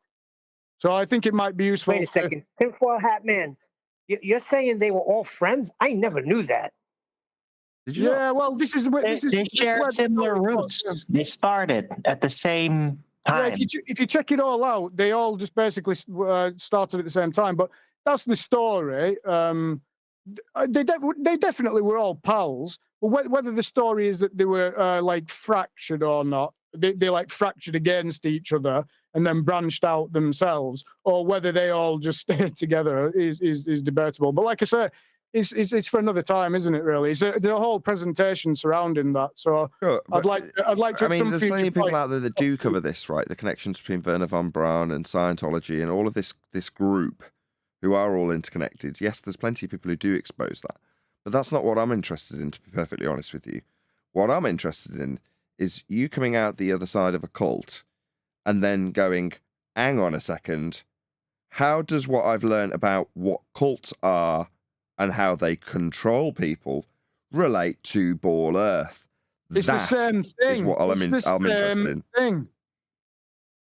It's precisely the same thing. Yeah, but that, like you say, is for another day. But by the same token, that is the most fascinating part. That's why I'm interested in what the people in the Scientology cult say, so that I can presumably acquire a similar knowledge base to what you'll be disseminating, hopefully for us, which I'm really looking forward to now I've found this out. Obviously, this is news to me. You had mentioned that you were a Jehovah's Witness before. Well, wait till I get into it, right? Because it gets extremely interesting. Particularly, I'll just give you one example and then we'll move on, yeah? The Jehovah's Witness religion, stroke cult, has been in decline, annual decline. And it got to the point where a few years in their records, they obviously started massaging the figures, which we all know that this is what people do, isn't it? But they were losing 10 to 20% annually from about 2008. Anyway, look, I'm not, it's not the time to go into it, but it just goes to show and prove that people once shown and done in the correct way, because it's extremely difficult with indoctrinated people, there will be a sea shift. It's proven, it's evidenced with what's been going on, what's been happening with the Jehovah's Witness religion. Will be a what? Stroke cult. There will be a what? There will be, well, if there's an annual decline in the cult and they're losing 10%, 20% of the membership, they have been for the past, 10, 15 years or so, it just goes to show that many people will come out of this globe cult. Oh, I see. You're translating it. Yeah, well, that's something, again, we'll get into this. I'm just going to chat out a couple of super chats. Many people already are, Nathan. I mean, we know this. Yeah. I'm just going to shout out a couple of super chats. Astad Anything says, take this money. Thank you for all the hard work. Well, I will. And thank you for the super chat. Really appreciate it. Also, Skeptic936 says, congratulations on 2K, Nathan. Thank you very much, both of you, for the super chats. Really appreciate the support. I don't know about you, but I'm starting to detect that it is actually the time to talk about this Tinfoil Hat Man. No, I've got this full presentation lined up, and I'm still working on that, and I need some more time with it. So it'll be probably a full presentation, and it might even be split over 2 parts. But it's for future, if you don't mind, if that's okay. No, that's absolutely fine. But something for the audience to look forward to in that respect. So this is something that I'm sure I've mentioned it many times. I've been watching Scientology videos, and there is some crossover. So I don't think I'm naming and shaming. I don't think this is a secret or anything. But do you guys know we have a moderator who's very, very good called Goldie? You all aware? No, I wasn't. Yes, I was. Okay. Well, yeah. Goldie is also a moderator on Growing Up in Scientology channel, which is 200,000 subscribers strong and probably even bigger now. I haven't looked for a while. But just one of the channels that I watch that disseminates the cult information that we will hopefully be going through with Tinfoil Hat Man, but directly connected to people escaping from Scientology. Now, this particular YouTuber that's Growing Up in Scientology YouTube channel has got a very interesting take on it, because in the same way I describe how all roads lead to a flat Earth, as opposed to from a flat Earth, because we all had the heliocentric mobile dangling over our crib, metaphorically or otherwise, therefore we have started life on a globe. Well, for him, hold on, I'll just let QE in. Name's Aaron, or Aaron, as he likes to refer to himself. He might be an Aaron. I don't know if he's Aaron or Aaron, because he seldom says his name. He's got an intro from Saturday Night Live or something where there's a comedy character, black character with a bald head, who gets all the English names wrong. Starts calling people jams and things like that. But he gets to Aaron, and obviously it's got double A in it. So he's like, hey, Aaron, when he's reading the register. He's like, that's not my name. Don't give me any grief, Aaron. Because he's a substitute teacher. Oh, that's a commercial. Is it a commercial? Anyway, that's Growing Up in Scientology. Let's not worry about his intro. Let's worry about him. Anyway, he's got a very interesting take because he's grown up in the cult. Like we've grown up in heliocentrism. So I'm more interested in his Scientology take coming out of that cult than almost any of the other protagonists in the anti-Scientology movement, and there are plenty. And I don't get me wrong, I watch plenty of them. But his channel, above all else, has more interest for me specifically because I want to get something I've just found out today. We might be getting out Tinfoil Hat Man, which I'm elated about because I'm nowhere in that quest. I mean, I'm getting little bits and pieces of information, but I'm nowhere near being able to connect the escape from a cult that is Scientology, which I have not experienced. I'm going on the experiences of others on YouTube, to our metaphorical escape from heliocentrism, which is just a cult. It's just a religion. That's all it is. But I want to make that connection, hence my, tenacity in keeping up with Scientology stuff. Not that I've actually got a particular interest in it, other than this connection that I want to draw. So this is a good day. So I'm pleased to hear it, Tinfoil. I'm sure you get that impression, and you can probably realise how chuffed I am. But yeah, it sounds like we've got a lot to talk about, and I'll hopefully not, piping up with my very limited knowledge of this sort of stuff when you're going through your presentations, because I'll be keen to. So I'll have to kind of try and button it as you go through stuff that I'm only just learning about. Well, hopefully it will be interesting and may shed help shed some light? I'm sure it will. Well, there's going to be like to people share that can. it That's personally. right, exactly. There's going to be people that can relate because, unbeknownst to them, they've just escaped a cult. They just didn't know it. I'd like to share something. Hey, Q. Hello, go ahead. My name's Quantum Eraser, and I used to be in a cult. Sort of a default NPC, heliocentrism.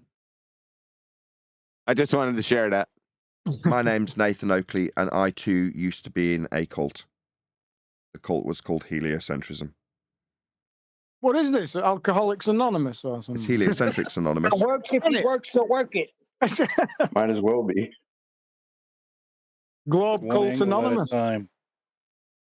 Globe Cult Anonymous. It kind of feels like that. I used to be in a cult, and I almost entirely got out of it. They just keep pulling you back in. Everybody needs to stand up and raise the right hand in turn. Right, okay, so shall we get back to this? Yeah, feel free. Cool. So, for people that are interested, I'll just finish off by saying this before we'll start playing the video. Doing this, what I was showing you, just going into Google Earth and just finding out what this stuff is and what the data is surrounding it, the distances and the elevation and stuff. It really starts to help you understand precisely what you're looking at in these observations, because trust me, it can get pretty wild trying to figure out what on earth it is that you're looking at. Not so much so here, but the Truth Seeker is a powerful bit of kit. Right, let's play the video until we reach our first timestamp. It's not long, 9 seconds in. So here we go. So here we're looking at one of Royal Portbury's dock walls with a processing plant and high-rise flats in the background. Notice the bottom of the front wall. We're able to resolve 5 meters below sea level. You see these watermarks here? And again, I don't know how Google Earth is gonna work for me. It was very laggy. So let's just try again and let's just see how it's doing now. Because you can get all this topographical data of what we're looking at. So you see, we were shooting across the River Avon estuary, and we've now, in 9 seconds, we're panning across. If we come back, you see this dock wall here? Okay, so if I grab this, and again, like I stated last week, excuse me, grabbing this section here, it will keep the fixed point of the direct line of sight from the scope in place. And so now, we're looking here. Now,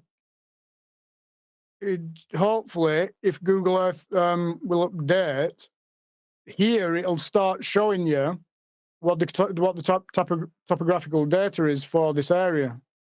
You see? Do you see that? -4, -5 meters to the bottom of this wall.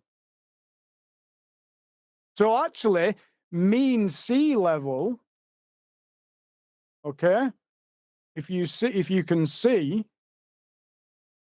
you can actually see the watermarks. And if we go back to the video,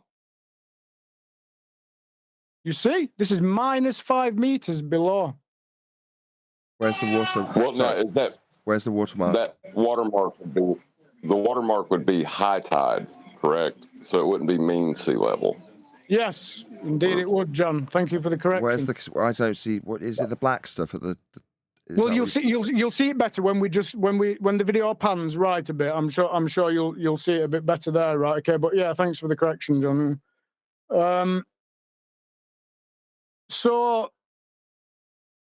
again, there absolutely must be 7 meters above mean sea level here that's not visible to us, according to the globe model, and certainly not 5 meters below. So I'll repeat, not only are we seeing and resolving everything above mean sea level with our own eyeballs, we're actually seeing 5 meters below as well. No. Are we, though? Because you're on the seabed. So while it's reference to sea level, are you not, like, on the same plane as this? I get what you're saying. Your point in regards to destroying a ball notwithstanding, right? This shouldn't be seen on a ball according to their maths. No, what I'm saying is the topographical data for where we are, right, where our actual position I got all is. this. I just need to phrase it as a question. Are you actually looking down at that section with the watermark at the top of it, down to the ground, if you want to call it that? Are you literally looking down at that from your position? Oh, we must be. Because if you look, Wait a second. Sorry. Wait a second. That's what I was going to bring up. You said you were at sea level, but yes, you're not at sea level. Well, I'm at look at Google Earth. What Google Earth shows you here, which is going back to our position here. Okay. So you did go through this at the beginning of the presentation. So what are you suggesting that these little dunes that you would suggest dry out in summer are effectively just by coincidence actually at sea level, and that is what is referenced when you put your mark on it and it says 0 because they're slightly elevated, hence they're dry? Yeah, I'm hoping you can help me understand a bit of what's going on as well. What I'm saying is our position here, right, is 0 meters and the scope is at 1 meter, right? Mm-hmm. And we're shooting direct line of sight straight over there. That's why you've got this. Okay, you've answered my question. The reason you have such fantastic resolution is because you are literally looking down. In other words, typically across a flat surface, a completely level plane, topographically, right, you would have a limitation to the angle, which would, because this was the first thing we said, right, where's what they would blag is the horizon. Where's the optical dissolution point? There isn't one. Why? Well, because you've actually got it widening. The angle's opening up from your position. Now, that's exemplified by the fact that your tripod gives you an extra meter.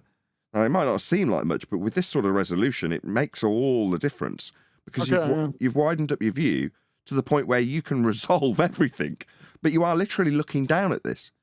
It's below you. Yeah, and like you say, it'll become extremely apparent in a minute when we just pan further right. Have we established where he's at yet? Yeah, we have, yeah. It's not at sea level. It's mean sea level, isn't it? 0 meters. No, you're on the seabed. But doesn't Google Earth classify that 0 meters as local data for Google Earth? Google Earth, I don't give a crap what it classifies it as. You are below sea level, Holmes. No, it's 0. He's on a piece of land. There's a bit of silt that's gathered up in a mound that coincidentally puts this position at sea level, at mean sea level, when he's standing on the seabed. Nah, I don't think so. That's what Google Earth says. We got to make the distinction. We got to make the distinction between mean sea level and sea level, because sea level is rising and falling depending upon tides and other factors. Mean sea level is the average height.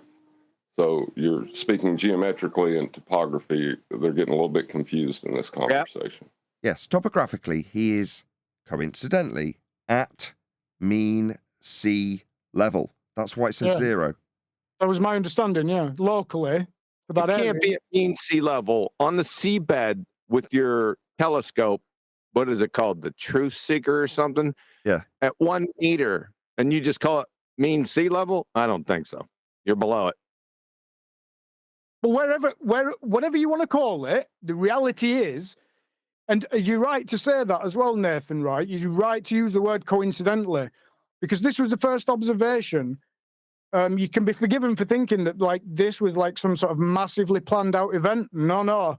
So what actually happened was, and if we just zoom out of this area, I'll just show you, right? Because before we actually got down and got set up with the truth seeker on this seabed section here where we were, right? Before that took place, for a couple of hours before, we were driving all the way up and around down here, and you can't actually go directly down the coast. There isn't a road that does that, so you have to come back.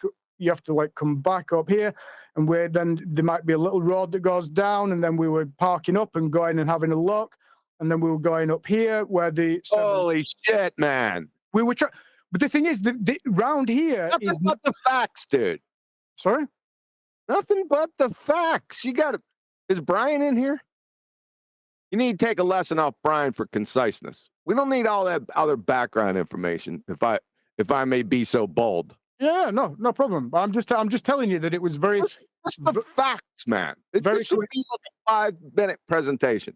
Yeah, sure. It was very, very coincidental that we just ended up here and ended up on that 0 meter elevation section. Okay. So, okay. So let's go back to the video. So now watch. Just keep your eye on the bottom right-hand side. We're now at 9 seconds. We're going to 17 seconds.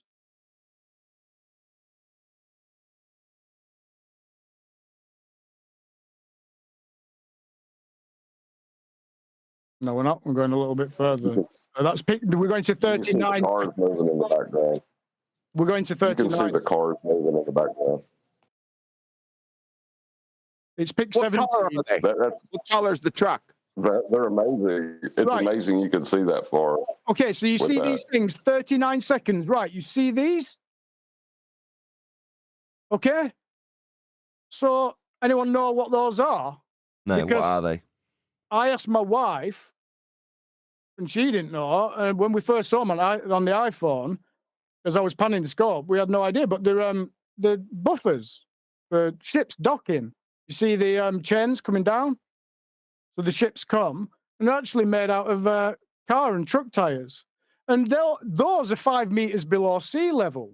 So if you look, just go back to Google Earth, right? So you'll see these buffers here. So now we're looking here. And like I said, just give Google Earth a bit of time to load. Well, basically, we're looking here. You'll see 7.7 miles, whatever it is. And look, as they come into, as they load up, you see these buffers starting to load. And they're car tires. If you look, 7.72 miles to the base, and give it a chance to load, and it'll tell you. In fact, I've actually got pictures loaded. Okay, they're no ordinary tires, right? Those are off JCBs. Those are enormous. Yeah, truck tires or something, aren't they? But look in the bottom right, minus 5 meters. It's 7.72 miles shot from 1 meter observer height to these car tires, and that's precisely what we're looking at.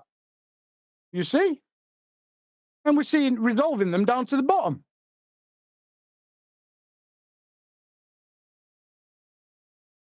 So, how does all this work then, right? So if we look at Walter Bislin's perspective hijacking calculator, which the first thing he does obviously is to assume a ball with a radius of 3,959 miles, plucking that arbitrary assertion out of thin air. Then with his assumption in place, right, and with precisely absolutely stupid, non-existent refraction, none of that applied, right? According to him, we can't see that dock wall. Right, so no refraction here. We can't see. What is going on here? This is unbelievable. There's a fraudulent calculator.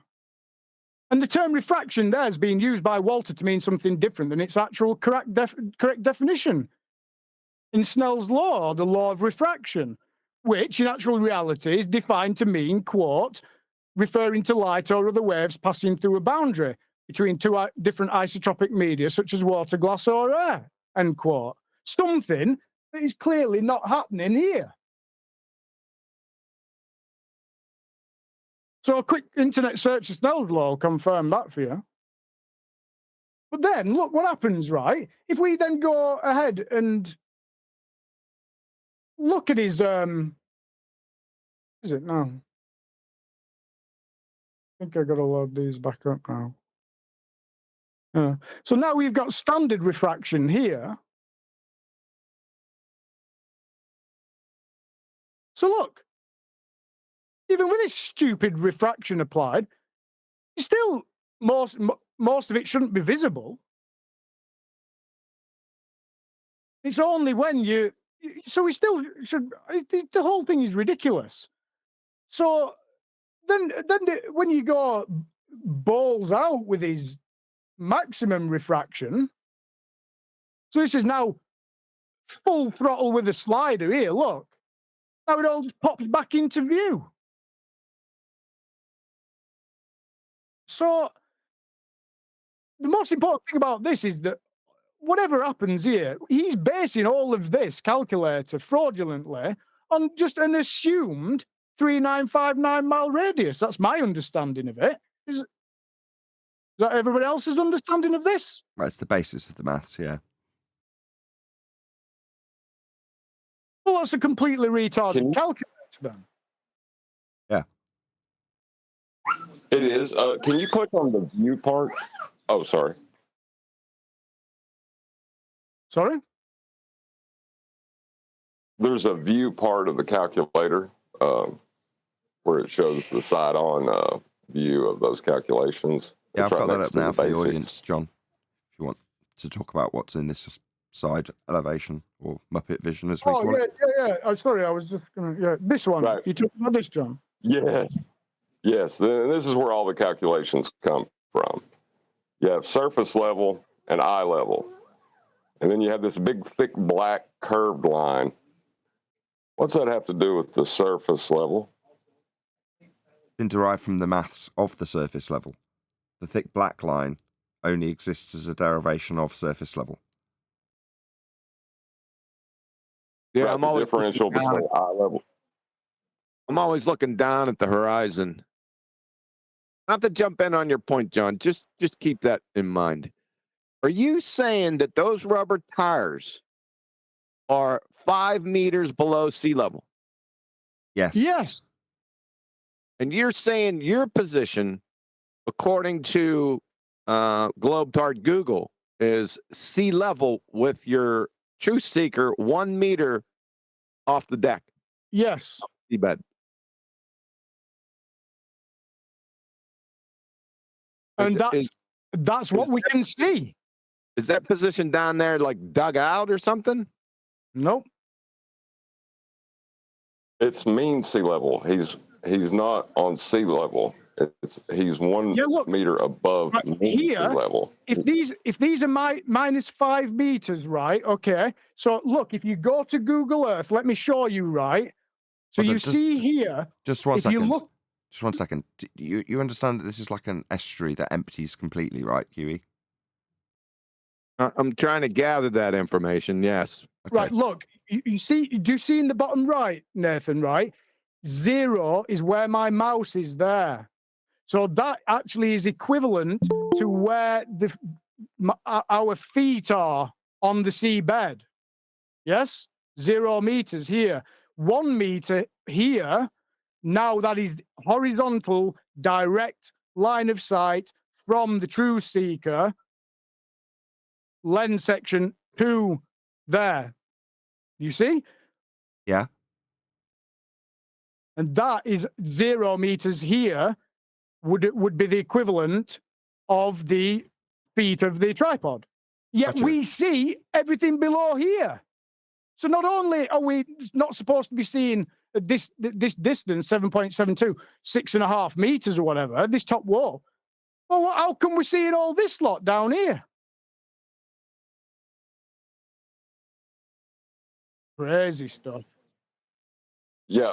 Well, I will say that those calculations for the resolution loss on a flat plane with surface level being a horizontal plane and eye level being a horizontal plane, and I don't think they were done with a scope of your power when they were calculated. They were done with respect to the human eye, I believe. Yeah.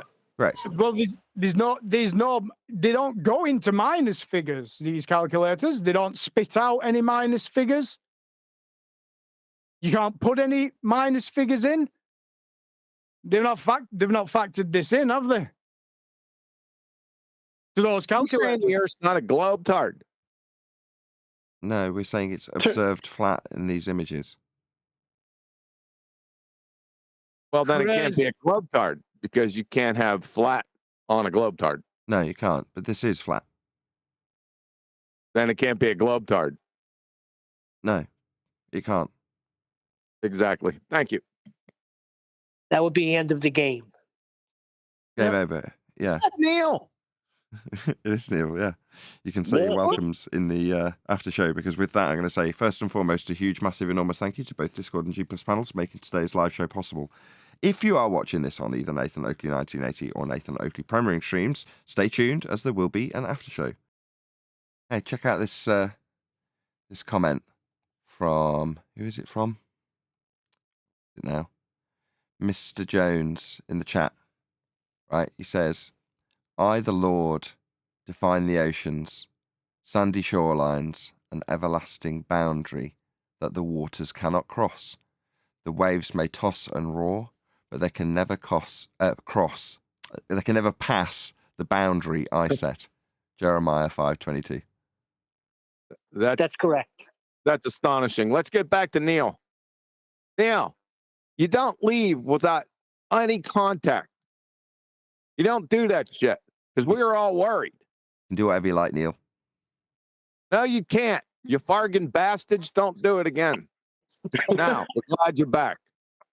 It was killing me not being able to get on. I was like, oh, I couldn't break radio silence. I was doing a Rambo thing. I'll give you a Rambo thing. I'll bring the world of hurt down on you, Johnny. Hey, if you had QE worried, that was uncalled for. Because I'm not seeing QE worry about anything except you. And he was with the rest of us because we was all worried about you. And his bow. He worries about his bow. Neil, don't let him get to you, dude. I told them that you can't kill bad grass. There's nothing to worry about. You're right there with his bow in his heart. At least we know that for sure. So when can we do the cult show? The what? The cult show. That's what I'm interested in. Yeah, me too. What cult show? I'm sorry, I'm late to the party. We're going to talk about escaping cults. Well, everyone in here escaped one. I know. That's why it's important. Right, but as far as something that's recognized as a cult by the larger society, someone that's escaped that, and then also escaped heliocentrism, that's interesting. The correlations you can draw between. Yes, that's what I want to do. Draw the correlations for people to see it so they can reference how what is understood to be a cult by society is described by someone who has escaped it, and then contrast that with heliocentrism. And they can see for their own benefit how they are in a cult. That's the intention. Lovely. All right. Do we have all the pedigree information for Tinfoil Hat Man's stuff? You know, down to the nitty gritty. I'm here. I'm looking here. The elevation where I'm at is this. The elevation where I'm looking at is this. Game, set, match. Do we got all that? Yeah, it's all in Master B. All right.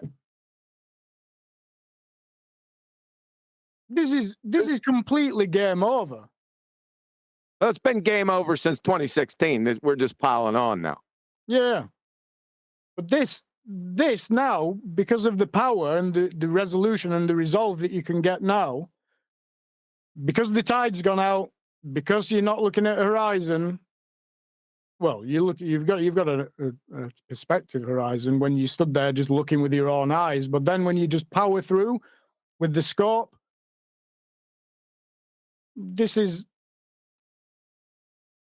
like the way I see it is it's like, in Street Fighter, and you're just at that point of finish him. You've taken it all to that point, and then this is just finish him. Mortal Kombat. Yeah, this is just Mortal Kombat. Sorry. Yeah, this is just finish him, isn't it? Fatality. Yeah. Flawless victory. I don't know if I agree with you there, Tinfoil Hatman. Actually, I fundamentally disagree. What you're actually doing is tossing out a lifeline for people like Ruhif, for him to scrat around and try and mitigate for what you're demonstrating. So, as much as you see this as a last nail in the coffin, not necessarily. Okay. That's fine. Explain to us how that would go. it is. Yeah, it is. I want to hear. Is saying how the hell is it that we're seeing all this stuff, right? It's just flat. That's what it is. What does Ruhif have to do? He's got to come up with all the reasoning as to why we see this, because we're not supposed to, apparently. It's a fruitful work for a Glober. Oh, no, chocolate. Again? What? John? You asked him for an explanation. Now he's got to give you one. There you go, you see? See, John gets it. The idea is to reference this. I asked for shit. Reference this against then what they say. And they just have to go more and more insane with their description. Oh, I don't disagree with that. I mean, yeah, and if the average person, the disconnect's becoming just so stretched now, so far away from each other, that then it snaps. That's the way I see it. Right, but like I say, it gives them an opportunity to give you an explanation with cross-reference to their calculations of how Earth is a sphere. So it means they're getting the opportunity to tell you how Earth's a sphere, and here's how it's matching perfectly with your picture. If I just mitigate here and mitigate there, and as long as I can explain it, they can explain it. So that makes them happy. That's best case scenario. Worst case scenario is they give you a red herring, and then you're doing math on something that you guys didn't start talking about to begin with. And then it's like 5 hours and you wasted your life. It's like, the less you talk, the better. Don't give them anything. They propose things. You go, oh, that's interesting. I don't buy it. No, thank you. Hello, guys. Hello. Eli! What up? Oh, we got a full panel today. Show Gotta show up 2000, for baby. show 2000. What's up? Hi. This is show 2000. Oh, I came on the. Hey, what's that? Black people know how to come on the right time. Right? You know what I mean? I just was like, yo, I miss my guys, man. Let me go check them out real quick. Because I woke up in a flat smacking mood, so I was in another server, and I was like, oh, it's still early. Let me go see what these guys are doing. This is show 2000, Elijah. Glad you made it. Amazing. I'm glad to be here, guys. I've been around since I think around show 800 or 700, something like that, and it's been an amazing ride, man. You guys are awesome. I love you all. Eli, you helped me get in G+. Remember, I couldn't get in. Yeah, for both of us, we were like, what's going on? Is this heavily produced? Are they tricking us into the flat earth? I was highly skeptical because I was like, this makes too much sense. It must be a, what's the word? PSYOP. Makes too much sense. It must be put in here to fool me. It can't be right. Was that would be like putting surface level in the curve calculator? That would probably be the response you got if you pointed out that they're, using surface level as a horizontal plane. Like, no, it can't be that simple. Yeah, but that's what this guy said too. When remember when this guy first came on? Who's the one that always wants to go into the double slit experiment? What's that guy's name? It's on your show all the time, QE. He's in Discord. The Arthur guy? No. The other, yeah, I know what you're talking about. The one that wants to talk about the chat and all that. Right. He had to make sure everybody was real. That wasn't my thing. I didn't want to get on to make sure I knew everybody was real. I just couldn't deal with Discord anymore and Rumpus. Well, arguably, Rumpus isn't real. You know what I. You know what I did? Like I was at the beginning of like, my most prized relationship, I call it. And all I did for so many days is just, play videos like from your channel. And I was like, babe, this makes a lot of sense. I know I'm a flat earth, whatever. I know I wasn't like all that heavy talking about it, but yo, tell me I'm crazy. And I'd have her watch your show like every day. I'm like, yo, just tell me I'm crazy, and they sound crazy, and they're not making sense because it makes all the sense in the world. It's a good tact, right? This is seeming to make sense to me, and I don't like it. Please pick flaw with it, so you can tell me how wrong they are. That's one way to introduce it to somebody. But that's the Mark Sargent way. Oh, I can debunk this. Ooh. Right? Yeah, but then the onus is on you to actually debunk it. If you present Flat Earth debate to somebody and say, I can debunk this nonsense, have a listen to this, they'll go, well, go on then, because chances are can't. Whereas if you say, I don't like this, they're making sense, but I appeal to you, because you're obviously very smart, to listen and pull it apart so that you can tell me how wrong they are. On your pop, have a listen. I like it, Eli.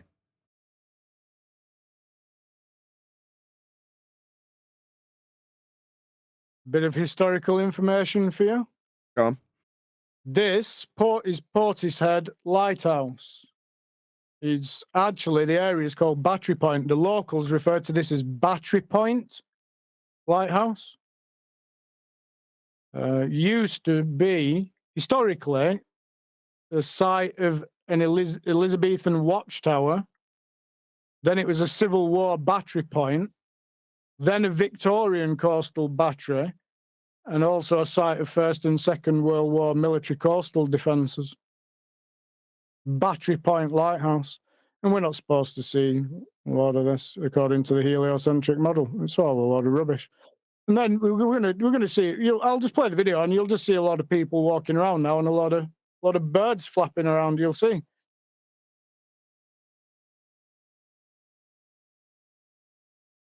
Just start seeing people walking about.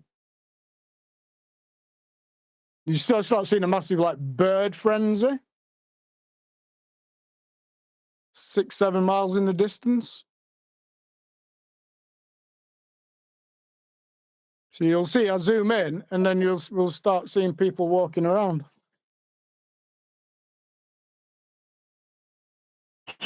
That's my Uncle Billy.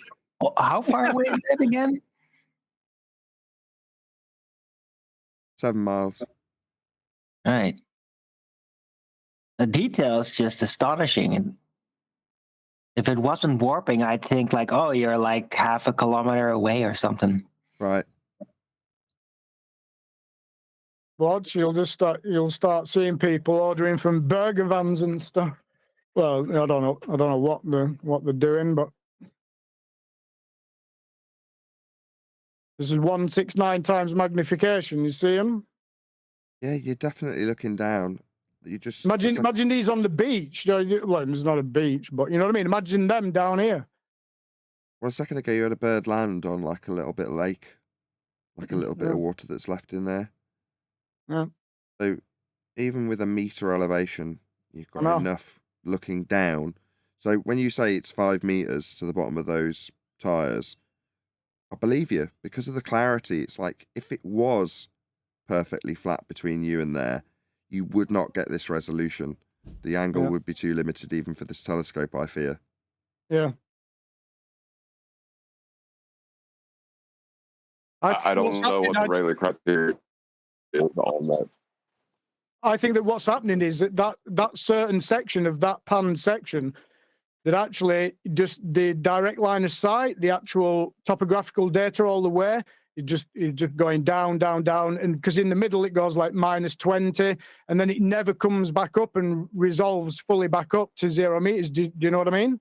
So you're just managing and just somehow in that section just to get that direct line of sight that's then going down, and you're seeing to the bottom of those. It's not just that you're seeing to the bottom. Typically, with almost all of the equipment that I've ever seen presented, there is a line. I'll never forget it, right? We debated about it with the Rumpus about the Isle of Man. So Anthony's presenting his image, and there's a line that runs through the centre of the image horizontally. And I asked Rumpus, what is this? What is this line? Now, in terms of their mathematics, it's the Earth curve, right? Now, that was what I was expecting, but he sort of shied away from answering me. I could never find the clip after the fact, but anyway, I dragged my mouse over it because it's weird. And what you're actually seeing is the Rayleigh criterion in effect. You're seeing the point of dissolution. You're seeing one pixel blur into another, if you will. And it forms a line with respect to the deck that you're looking over at a point that varies depending on how close or far away the land at that point is. So you get all sorts of weird distortions at that point of optical limitation. You don't have that in this image. There isn't one. So when you say, well, I'm seeing all the way up the beach, I know it's not a beach, but you know what I mean? Well, you are, and there is no limitation, foreground, background, anywhere, because it hasn't reached the point of optical dissolution of your lens. It's awesome, isn't it? Yeah. So what are we seeing? Well, we're just seeing everything. We're just seeing it all. And because you're slightly elevated, you're looking down on the stuff that's below you. So it presents, as Arwin said, like you're only a few yards away with a crappy camera. It's like, no, this is miles away. It's just nuts. Do you remember that yellow articulated lorry from the very first section of the video? Yeah. So check this out. So you see this yellow articulated lorry, and if you ask me, I'm not a betting man, but I'll put bets that yellow articulated lorry is what we see. So we're panning, and about 14-15 minutes worth of pan. And then that yellow articulated lorry turns up at the loading dock section area. I don't know if it is 100%. See this yellow articulated lorry? So it's coming down. It goes down past Seabank, right? So this is the first video. I pan out, look, and then a pan right, and then it goes in front of Seabank. So it's going down this road, right? And then what's funny is so that's the start of that video, the first few 10, 20, 30 seconds of that video. And then 14 minutes later, I'm panning here, and look here, watch. See it? Yellow articulated lorry turns up. I mean, it does look very similar. I mean, I wouldn't put my life on it. Roller coaster ride. But yeah. The cargo transporter or something, I don't know. But I think that what that's done, if you go to Google Earth 3D, you can actually just see that it was coming down here, it was coming down Seabank, and then it has to go over here to cross over this bridge, and then it comes down here, and then where we're actually looking at it now is here. So we're precisely looking at that yellow articulated lorry here, right? I think that it's come down, and if you calculate the type of distance, it's probably about 10, 12, 14 minutes for it to get round and come. I don't know if it is the same one. But what I'm saying is that's what like clarity and resolve that you're getting, that you can. I mean, what you send a drone send a drone up in air, and then you could track that lorry and be tracking it through your scope as well. It's crazy. Have you ever thought about? Do you have a way to get to Mount Canigou? Is that with the channel. I don't know where Mount Canigou is in relation to where you guys are. It's very far away. Mount Canigou? Where's this? He's It's the better long distance to go to observation. Wales. He's better to go to Wales and use that point of view towards the Alps. Why? What were we going to say, John? What was your point? Well, the Mount Canigou observation, that was one of the things I remember in the beginning of when I first got to this subject that I kind of compartmentalized. But, their explanation for it with a flat plane, I'll point out, but it still had, surface level, and that wasn't defined. It was just a horizontal line drawn out at the feet, and it showed the mountain being refracted up from behind Earth curve below that line at your feet onto, but it was so far away. I wonder if you could reach the optical disillusionment point with this camera on that far of an observation. Gotcha. That's where I was hoping you would take this, because that was something I was going to ask, but I was thinking of a way to phrase it. I was going to suggest, well, is there anywhere with a wide enough, open enough space that you can figure out where the point is that the distance doesn't resolve in your camera, and therefore you get that inverted layer, that weird line that they call Earth curve? Because in this distance, you don't get it. Yeah, that's why infrared's important as well. But if anybody wants to join me and help me carry the scope up Penafan or any of these places, well, that can be done. Indeedy. But yeah, it's more us just discussing ad hoc the limitations of your lens, because we're not seeing them. But what's more interesting is not seeing them. Not having that point mid-frame, round about where the beach is. You know what I mean? In this imagery, typically what you'd have is a line, a perfectly horizontal line through the frame of the image, where the camera cannot resolve the most limited angle, and it's going to be at the deck at that point. But normally, you get to that way before 10 miles. Yeah. Where is it in this? Well, there isn't one. You're seeing the beaches. It's like Adam said when he first saw this. It's like there's nothing to discuss. We're seeing all of it. We're seeing the water. We're seeing the bottom of the water. We're seeing the edge of the bank. We're seeing up the bank. We're seeing the buildings. We're seeing all of it. We're seeing between you and it the flat territory that we dwell atop. And straight direct line of sight, straight across a flat horizontal plane, and then there's no tide to hide behind, no water to hide behind. No high horizon to say that's what something's going, but it's just to my mind, these images are just, it's all over, isn't it? Right. What you've done is you've overcome what would normally be in their arsenal to claim as Earth curve at that point, because they'd say, if you look now, right, there's unquestionably no horizon in this imagery, is there? Not that I can see. Well, they would be claiming that there was, right about where that car is. Yeah, I know. But then the technology, the equipment's overcome that limitation where they were hiding behind. Yeah, your telescopes overcome Earth curve because there isn't one anymore. So, this if you want to draw conclusions from it, you go, well, with enough resolution, with enough aperture size, you can resolve a fine enough angle to make Earth curve disappear. What they were claiming was a point that boats went over, or in this case, it would be cars go over. Well, you could do, Nathan, you could do.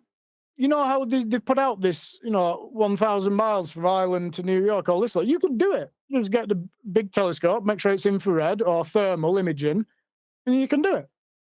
No problem. I don't think you could. I think it's too far still. Nah, it can be done. Definitely. I want to find out the limits of this bad boy. Yeah, you can do it, definitely. You just need a big telescope. Well, yeah, theoretically, with a big enough telescope, you could.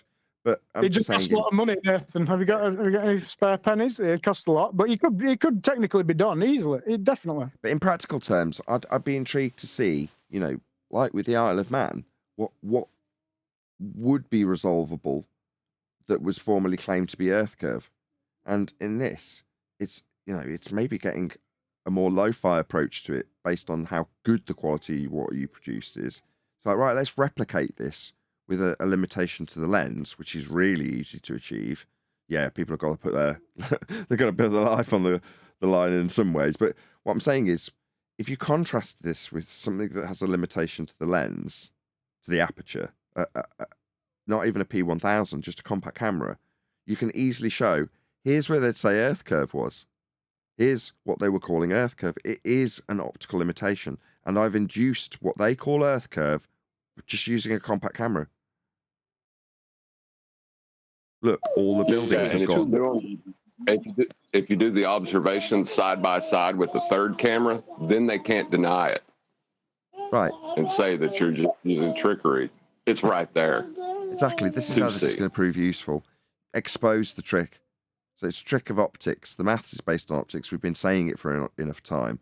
Well, now we've got the ability with this equipment to show how Earth curve is induced through optics by inducing it. By saying, okay, here's what it looks like when you don't have an optical limitation. Let's use a smaller camera. Oh, look, there's Earth curve blocking all these, whatever, cranes, whatever they are. You know, suddenly they've gone, have they? Are they behind Earth curve? No, we've just got a smaller camera. Versus this telescope, suddenly the optics obscure your view based on a limitation. Here's the maths for that Rayleigh criterion. Oh, what do you know? It shockingly matches up with what they say is blocking it with a physical limitation. It isn't. It's optical. We can prove it. Yeah, do you remember the first presentation when I showed you a couple of screenshots from this? Yeah. That was. Do you remember Flathorn Lighthouse was 14 and a half miles? And do you remember the clarity on it? Yeah.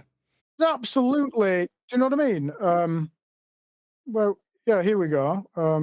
What was it? Pick 20. Could you do me a favor and send me the pedigree information of your telescope? Because I'd like to try to calculate using the Rayleigh criterion what its limitations. Yeah, sure, John. It states, right. The thing about it is that it states that it's got a maximum magnification capability, technically, of 510 times magnification. But the thing is, right, if you don't want to be using this, because there's a difference between sky viewing and terrestrial viewing. Now, the way I saw things was that if you wanted to like shoot up and look at the moon or the stars, whatever, you're not going to want to take this telescope past its stated technical specifications, which are 510 times magnification. However, because you're looking terrestrially, right, you don't need that same level of clarity. So what I was interested in is how far can I take this scope viewing horizontally to then still be able to absolutely determine correctly what you're looking at. So obviously you're not going to get this type of clarity, right? When you start going up that, start going up to those high, taking it way past what it can.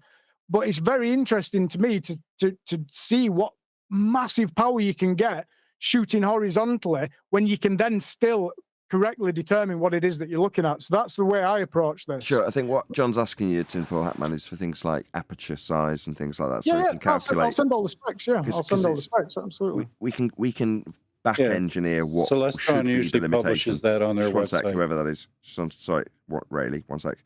He can take the maths of Rayleigh criterion and then back calculate what should be the limitation, so we can know in advance and say, well, at approximately 22 miles, you're going to start seeing the limitation if you are 1 meter above the deck and it is perfectly horizontal. So you can back engineer what would be the limitation.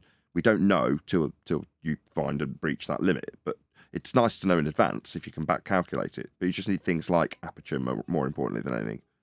Yeah, sure. It's the Celestron C8, but I'll just punch the link through to John. But you see here, look, it's nearly 15 miles. This is the same observer location. This is when we actually pan now, and we're now panning out and looking over the low tide water. But look at the clarity at 15 miles at 169 times magnification. Look at it. I mean, that just in and of itself gives you an idea. It's all to do with the quality of the viewing conditions on the day. But yeah, I'll send through that information, and then it can all be calculated. Yeah, what it's it's really too bad. That's not necessary. The Celestron publishes the Rayleigh resolution of that C8 as being 0.69 arc seconds.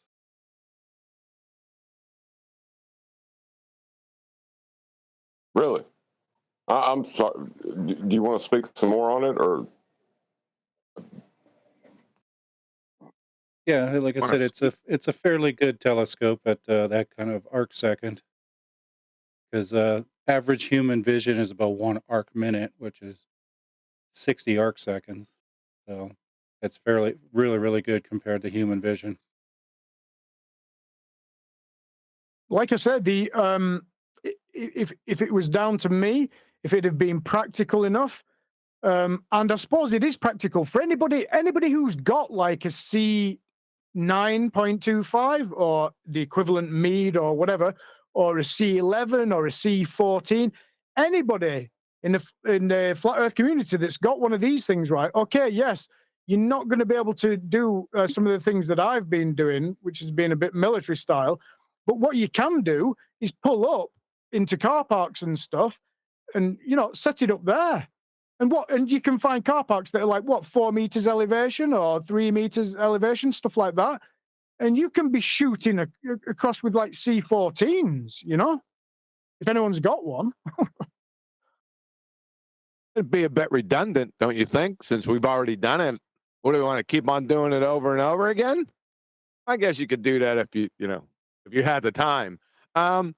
If we come full circle here, yeah, we've come from the tuft of trees to the yellow articulated lorry. Yep. Shout out to Tuft of Trees. That is in essence what we're doing, yes. But there's a big difference Yeah, when you're I'm trying to just- identify a blurry mess for a P900 versus this, where it's just like, it's not, is this a tuft of trees, which is a giant forest on top of a mountain in reality. It's an Arctic lorry that's really clearly an Arctic lorry. There is a difference, but it is, yes, we have come full circle, QE. What we've done here is go from here. So the start of this video, of this presentation, we went from looking here, all across this dock wall. Here's those buffers for the ships at -5 meters. Then you've got all this that we panned across. You've got water buoys markers at like 6-7 miles. You can work out precisely the distance because Google Earth shows you them. They're flattened 3D textures, but you can see where they are. So whenever you see with the video with buoys coming into view, some of them might be here, some of them might be here. Then we've come down here where you saw that yellow articulated lorry that I said was the same as, well, I think it could possibly be the one that was in the first video. That's there where we're looking now. Then we've panned all this area. Now we panned to those this tree area. Then there was Battery Point Lighthouse that we just showed. Now we just went across here, which is the Kilkenny Bay and the Woodhill Bay, and I think it's Portishead Bay as well. And this is where we're seeing people walking. All the duck frenzy, all happening here. Again, look, all this is just like 1 meter elevation around here. And then we panned all the way down here. And I think the video stops here. Hang on a minute, let me check. Yeah, I've completely nerded out on the camera. We proved Earth was flat before it even started. We went. I think we stopped somewhere here. So that's what we did. We just went from here to here. So I'm just sad that in episode 2000 we're not still getting the claim from the Globers that with a big enough zoom on a clear enough day with a bit of Paul's mass, you can see your own ass in a telescope. Has anybody That's heard? what I'm waiting for. Has anybody heard anybody say to this refraction? Because I've not heard anybody say refraction to this, and yet refraction was the only thing that I ever heard. Hey everyone, hey Tim Foyle. I specifically heard not refraction. Yeah. Specifically, what it was, the only thing that I've heard was Ruhif trying to put your lens at 2 meters high and then add in whatever 5 meter below mean sea level or whatever it is that the channel goes to, trying to add that on and make you 7 meters high. That's the only try thing you and can make do, it Brian. off. You can't say refraction, can you? Because you're going to be insane to say this. Well, the thing about it is that I don't know why they didn't just come out and say refraction, because that's the only thing they can say. I don't know why Ruhif went down the route of trying to use below mean sea level elevations as Earth curve. That is just, to me, it just makes no sense.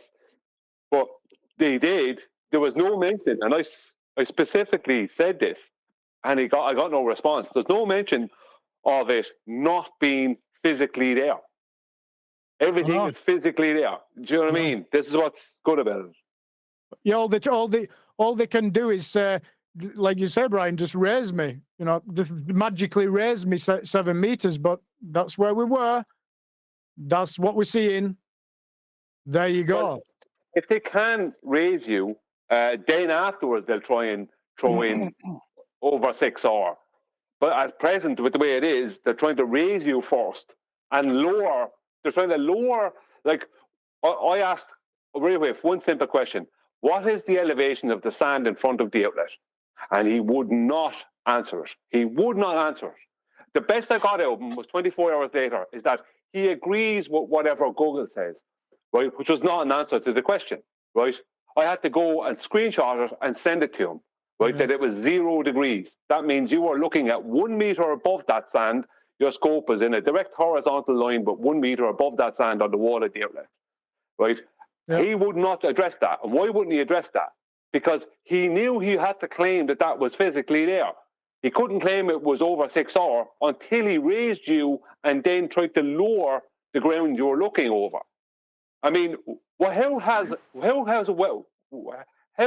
you fumble over that, let me just put this into context, right? So I'm just looking at howbigaladderdoineed.com, and it's explaining that you said 7 meters. Did you say he wants to put you at? All right. Yes. A single-story house is about 3.3 meters or 10'8" tall. A 2-story building is about 4.7 to 5.8 meters or 15 to 19 foot tall. So he's approximately putting you when you're clearly getting your feet wet, nearly sinking on the seabed. He wants to put you on top of a 3-story building. Is that correct? Yeah, because that's what they've got to do. Yeah. Okay, just wanted to clear that up.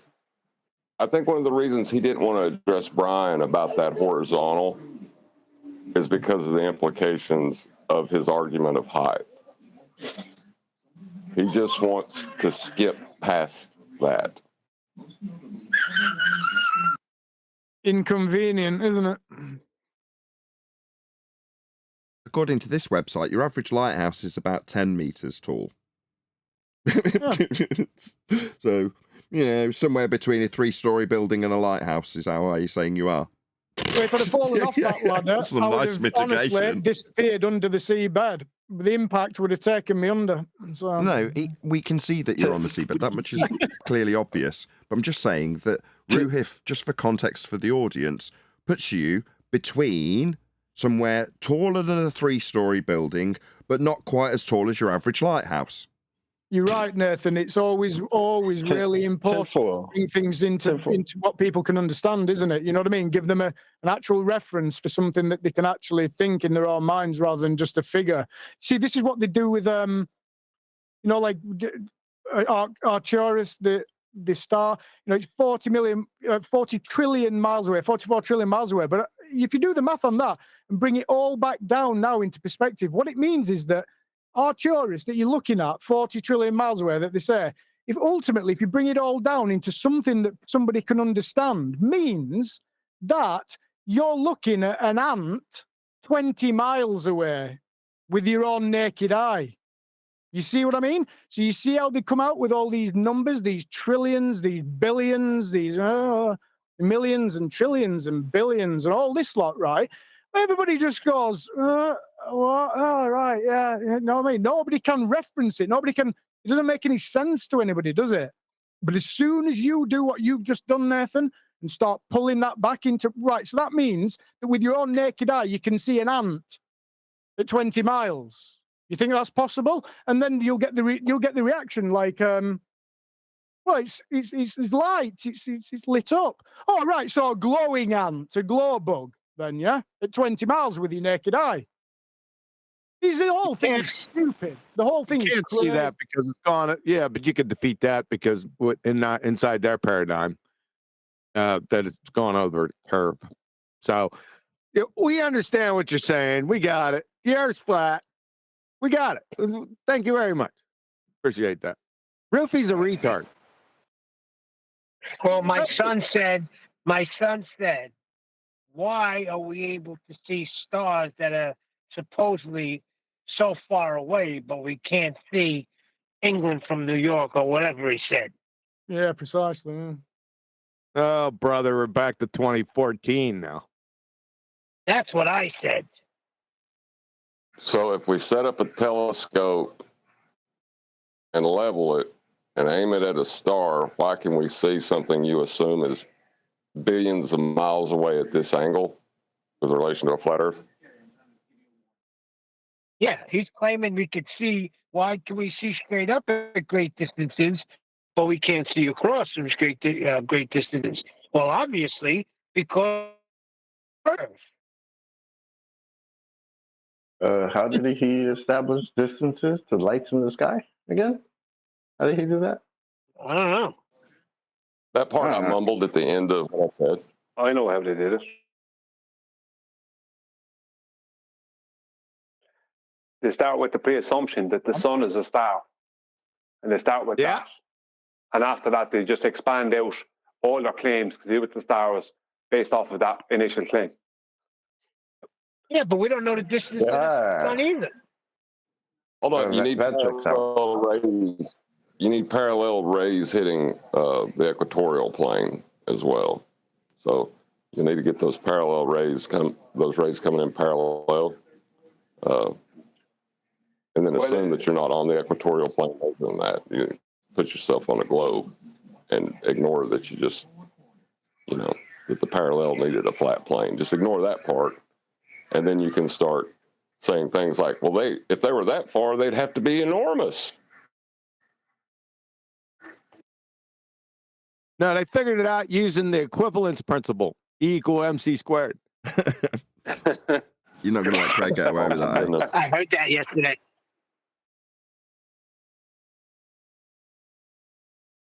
But it all starts and ends with the sun. Like all of their claims starts and ends with the sun, including their globe, because their parallel light claim is only to explain how the shadows we see in reality are possible on a curved surface of radius 3959 miles. That's why they have parallel light. That's why they need it. Like they can say, "Oh, it's because the stars are really big," but that's only an add-on to it. Their initial reason is so they can give someone an explanation for the shadows, because otherwise those shadows won't work. Right, yeah, they measure the incident angle of two shadows, and then they say, this incident angle that I took from a flat plane is parallel. That's not possible unless it's a sphere, which is insane. No, it's not parallel. It's so close to being parallel that you could call it parallel, but it's not really parallel. Or you call it almost parallel. But we will use right, that angle you just took, you could call it almost parallel. Therefore, sphere. But you just took that measurement off a flat plane. He's only mostly dead. But the thing about it is the only place. This is what I like about tinfoil's observations. Now we've seen all the observations you can see, but the thing about tinfoil's observations is that he has the scope capability to show everything that's there, and that's the difference. Like we've seen massive long distance, and we've seen it with infrared, especially with total media. But he didn't have the scope capabilities that tinfoil has. So that's the difference. And I'm wondering, has any of the astronomer types, right, quietly gone and checked who have got good scope capabilities, good good range, good everything, right, that they need, good zoom. Have they gone out and checked out the Earth and gone, and said nothing about it over the years? Because like the best we ever had was a P900 or P1000 with infrared. That's it. That's the best we've had. You know. Those larger observatory telescopes that you see have a limitation, I think, of 15 degrees, like as far low down as they can go. Yeah, but I'm just talking about. I'm more talking about people who are personal astronomers. Someone who has a PhD or something and has some astronomy equipment, like like what Tinfoil has. Like, how many of these people have actually gone and checked and gone, something not right here, and said nothing about it in the past 8 years? Surely someone did that. Astronomy Live has that equipment. He has the BR549 Celestron explosive telescope. Why hasn't he done it? The explosive P-32 space modulator. That's right. Dead. Yeah, astronomy dead. Yes. People could really bring in from around the world just some amazing footage, couldn't they? Do you know what I mean? If you just got a few people from around the world now just doing this, and all that data starts coming in. You see, Nathan, it's all about as well. It's all about content, isn't it? We live in a world of like TikTok, YouTube, content. And so part of my idea as well behind these observations as well is to provide content. People are always, looking for that next entertainment, that visual. Of course, we all know that this is flat. Of course, this isn't necessarily just for us to analyze and all that. It's for people, do you know what I mean? And to always have some content. But imagine all the content that could be coming in from around the world if people did listen to this Maths Powerland, was it? And go and do this. I mean, instead of all this messing around with, well, it's not messing around, is it? Because the great cameras and stuff. But imagine, that's all I'm saying. Imagine that. Could be some amazing stuff coming in. No, I think what you're saying is, I think the arguments would have been very different if everyone had been using telescopes rather than cameras.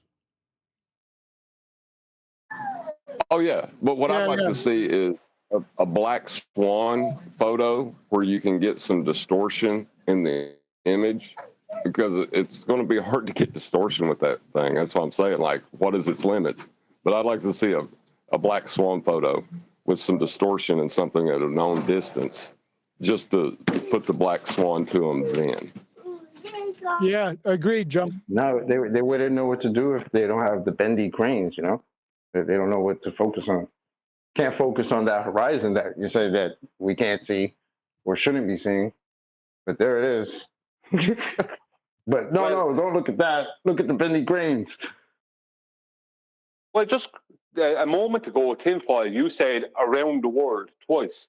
Now, they will literally jump on. Now, I'm not telling you not to say that, because it'd be stupid not to say that. It's just a figure of speech.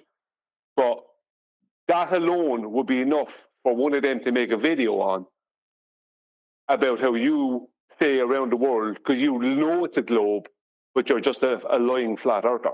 They also will just call you a liar. Yeah, that's why I was telling you about. Yeah, I was telling you about. New to all this, and then the indoctrination, isn't it? It's the language that you've been indoctrinated into. Let me make it extremely very clear. That's just a phrase of turn, but I know 100% is provably, demonstrably, observably flat. But yeah, you're right, Brian. It's you've got to think about these things now, because you're being indoctrinated into this language, and that's why it's interesting about these cults, because they do the same thing. Presentation. The degenerate retard roofie. Well, excuse me. When the phrase around the block is used, does anybody assume that we're talking about a sphere? No, but I'm not even saying I'm just pointing out the ridiculousness of what these people will do. They will literally try and make a joke out of the fact that they're clutching at straws and any little misspeak. They're majoring on nothings. But you're right, Brian. You've got to be careful, don't you, with your speech? I agree. Yeah, I agree with what you're saying. No, you don't have to. You don't have to be careful at all. You speak like you always normally speak. But they're going to try. But I just find out that they're so desperate that stupid people on their side will actually make videos about you saying that. They would literally make a video like that. Now, they probably won't know that I brought up the topic, but they would. But you can be sure what you're going to be labeled as, you and your wife, are liars. Because that's all they've got left. What they've got, the biggest weapon the globe ever had was character assassination against flat Earth. And that's what they're going to use. You can be sure that you're going to be labeled a liar. Because they've got nothing else. Hey, Brian, do you remember when they were having the flat Earth conventions and that was the big gas? All around, people all over the globe meeting for a flat Earth convention. I remember hearing that. Yeah.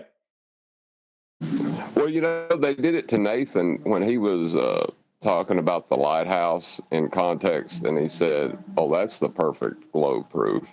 As being a smart aleck, or not a smart aleck, like a devil's advocate, like they're like Nathan said, they're clutching at straws. It's got to be something.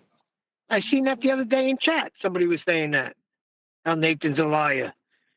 He had proof that him and Anthony Riley are holding on to. Yeah, he was just commenting offhand to Anthony that that's what he was just saying that's what they would call it, perfect globe proof. When it's not, it's just a blurry image. But that's what they need. This is the point of tinfoil's observations. There isn't blurry images. There isn't blurry images. See, well, every time you see a blur, it has to be Earth curve. I mean, that's all they ever had. So Nathan's talking about Anthony's seeing this little light at a distance on the stark horizon. They're going to call it Earth curve. Do you know what I mean? And that's what he was saying to Anthony about it, about the on the Isle of Man thing. But since then, Nathan's hiding globe evidence. I mean, what if it's a globe, then it's impossible to hide it. Do you know what I mean? It's so stupid, but that's where these people are. And after watching this, I wonder what Ruhif and them are going to say now after watching your presentation today. Wait. So after all these years, all the guys that have been debating on the globe side, they don't have the globe evidence, but Nathan and Sleeping Warrior are hiding it on the low. Yeah.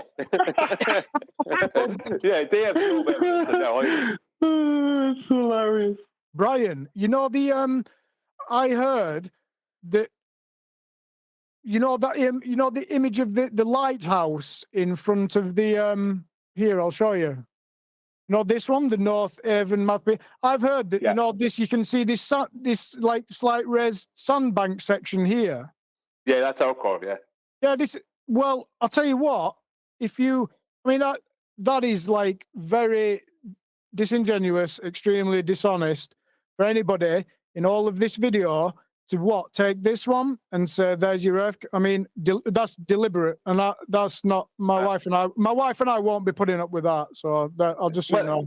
You know what? If I had been out doing the observations you did with my experience, I wouldn't have even shown that, because I know that they would jump on that to call they need to call something Earth curve.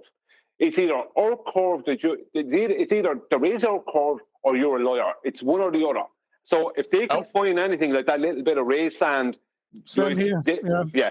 See, even though they're great observations right there, I wouldn't have even shown those parts, simply because that's what they latch onto. They latch onto something, a minor thing that's obviously not what they're claiming it to be. I've just got news in. Brian hides globe evidence confirmed. Damn it! I was going to say that. That's what I was just going to say. They're going to say you have globe evidence. You're not hiding any evidence. What you're doing is taking away the parts of the observation or of the video that they're going to jump on to character assassinate the video. So what they'll do is come in mass as much as possible when anyone goes to show any of your observations, and they'll go, see this one, he took this one as well. There's our curve right in front of it. And he won't give any details about it. They won't tell anyone anything about it. They'll just use that image right there. It's kind of like the bendy cranes. All they want to do when it comes to Black Swan, talk about bendy cranes. That's all they want to talk about. Brian, so they'll jump on anything they can. No matter how pathetic it is, they'll use it. Yeah, of course they will. But then they have to defend that position because they're going to need something called evidence. No, they don't need evidence. They've lasted almost 9 years now without it. Longer than Depends 9 on what years. your definition of evidence is. Well, we'll see.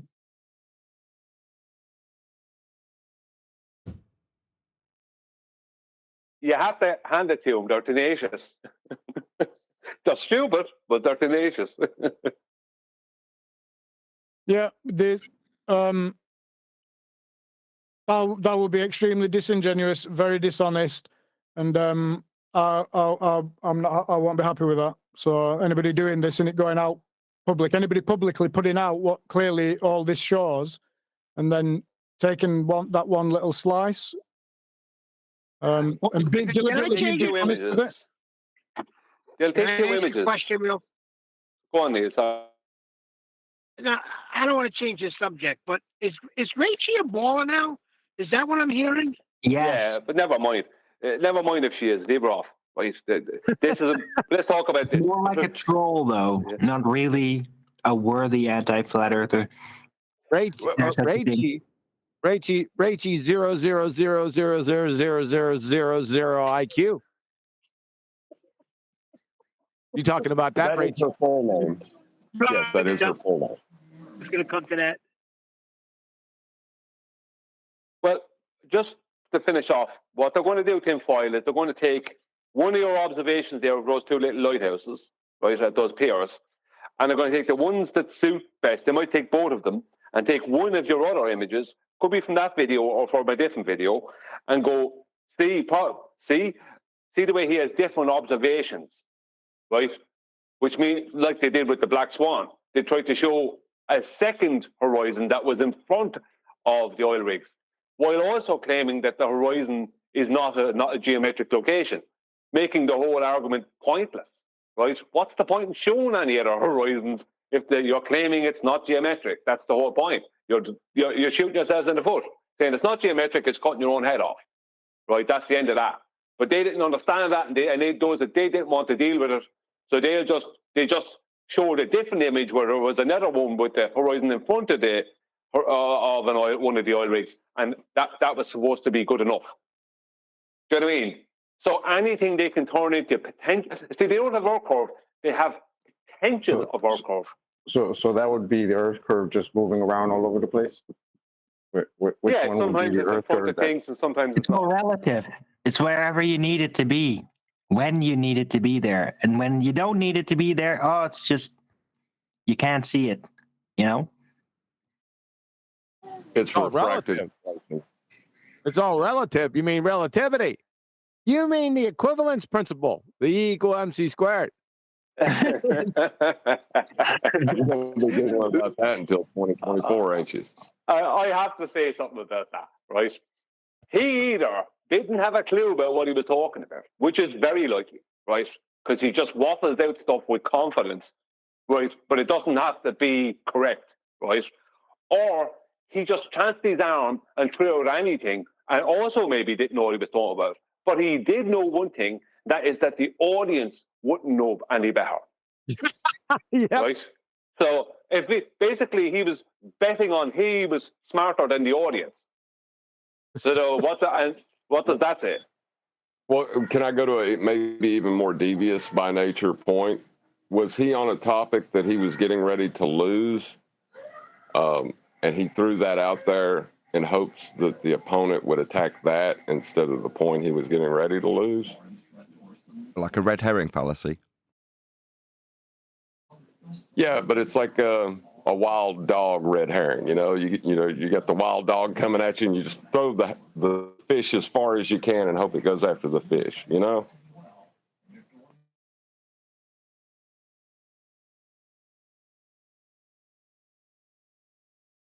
I'd say he was Don't just think around it out, Nathan. Don't even think about it. I'd say he was just chancing his arm and throwing something out there that was obviously wrong, and he probably didn't know it was wrong. He knows E equals MC squared, and he knows the words equivalence principle. He knows both of them are connected to Einstein. And he might reckon that most people listening wouldn't know that. So if he just matches them together, then that's good enough. Do you know what I mean? Because he's been taught. Go on, John. I'll talk in a second. I was just going to give an example of something. No, you're on the point, but in context, what was the other person speaking about that caused him to say that? Well, what was the topic? I have no idea. I didn't hear it all. You know what I I can't mean? remember, and it doesn't matter anyway. It's a train wreck of epic, disastrous dumpster fire proportions. The fraud. Pretender clown. It's just a number in a long line of fucking dumb shit that come out of FTFE. Fight the fat Egypt. I debated him 3 times, John. 3 times I debated him some years ago. The first time he tried to confidently bring up surveying, and I knew about surveying. And I went, okay, let's go into surveying. And then he didn't want to talk about it. The second time, it was just a mess, just like the first time, where he was trying to debunk optical drop, the very thing that Nathan is talking about in that video. He's saying it looks like you're looking down. That's called optical drop. That's what was hijacked, and that was one of the main perspective effects that was hijacked and called Earth curve, because the sky does come down more than the land or sea goes up.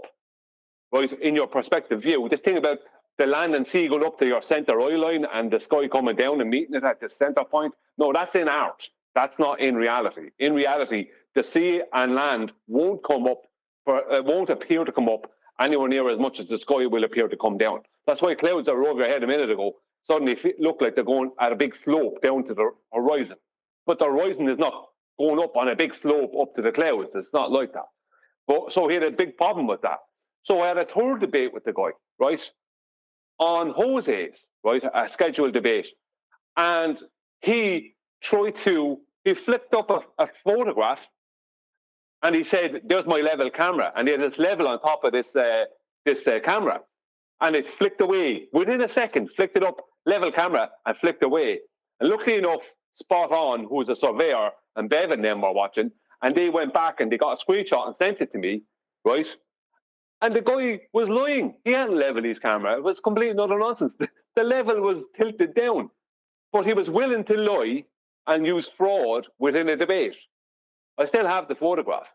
So if he's willing to do that, and he's willing to try and bring up subjects that he thinks the other person doesn't know anything about, and just say anything within that, like, E equals MC squared is the equivalence principle, or is the same thing. He's willing to say that, whether he knows it's correct or wrong or whatever, whether he knows about it or not. He's just willing to do that, which is why I want payment to debate any of these people, because they'll make shit up on the spot. That's the problem. That's why we shouldn't be debating them. Right. The level thing, you can't say you're leveling something and not level it. That's just that would have been an outright lie. Right. And making things up on the spot is called improvising. There's a word for that. Right, but that goes beyond the pale of stupidity. If you put a level on something and it shows you it's not level, and you say, yes, it's level, but you just put the level on it, that makes you a liar. That would get me fired.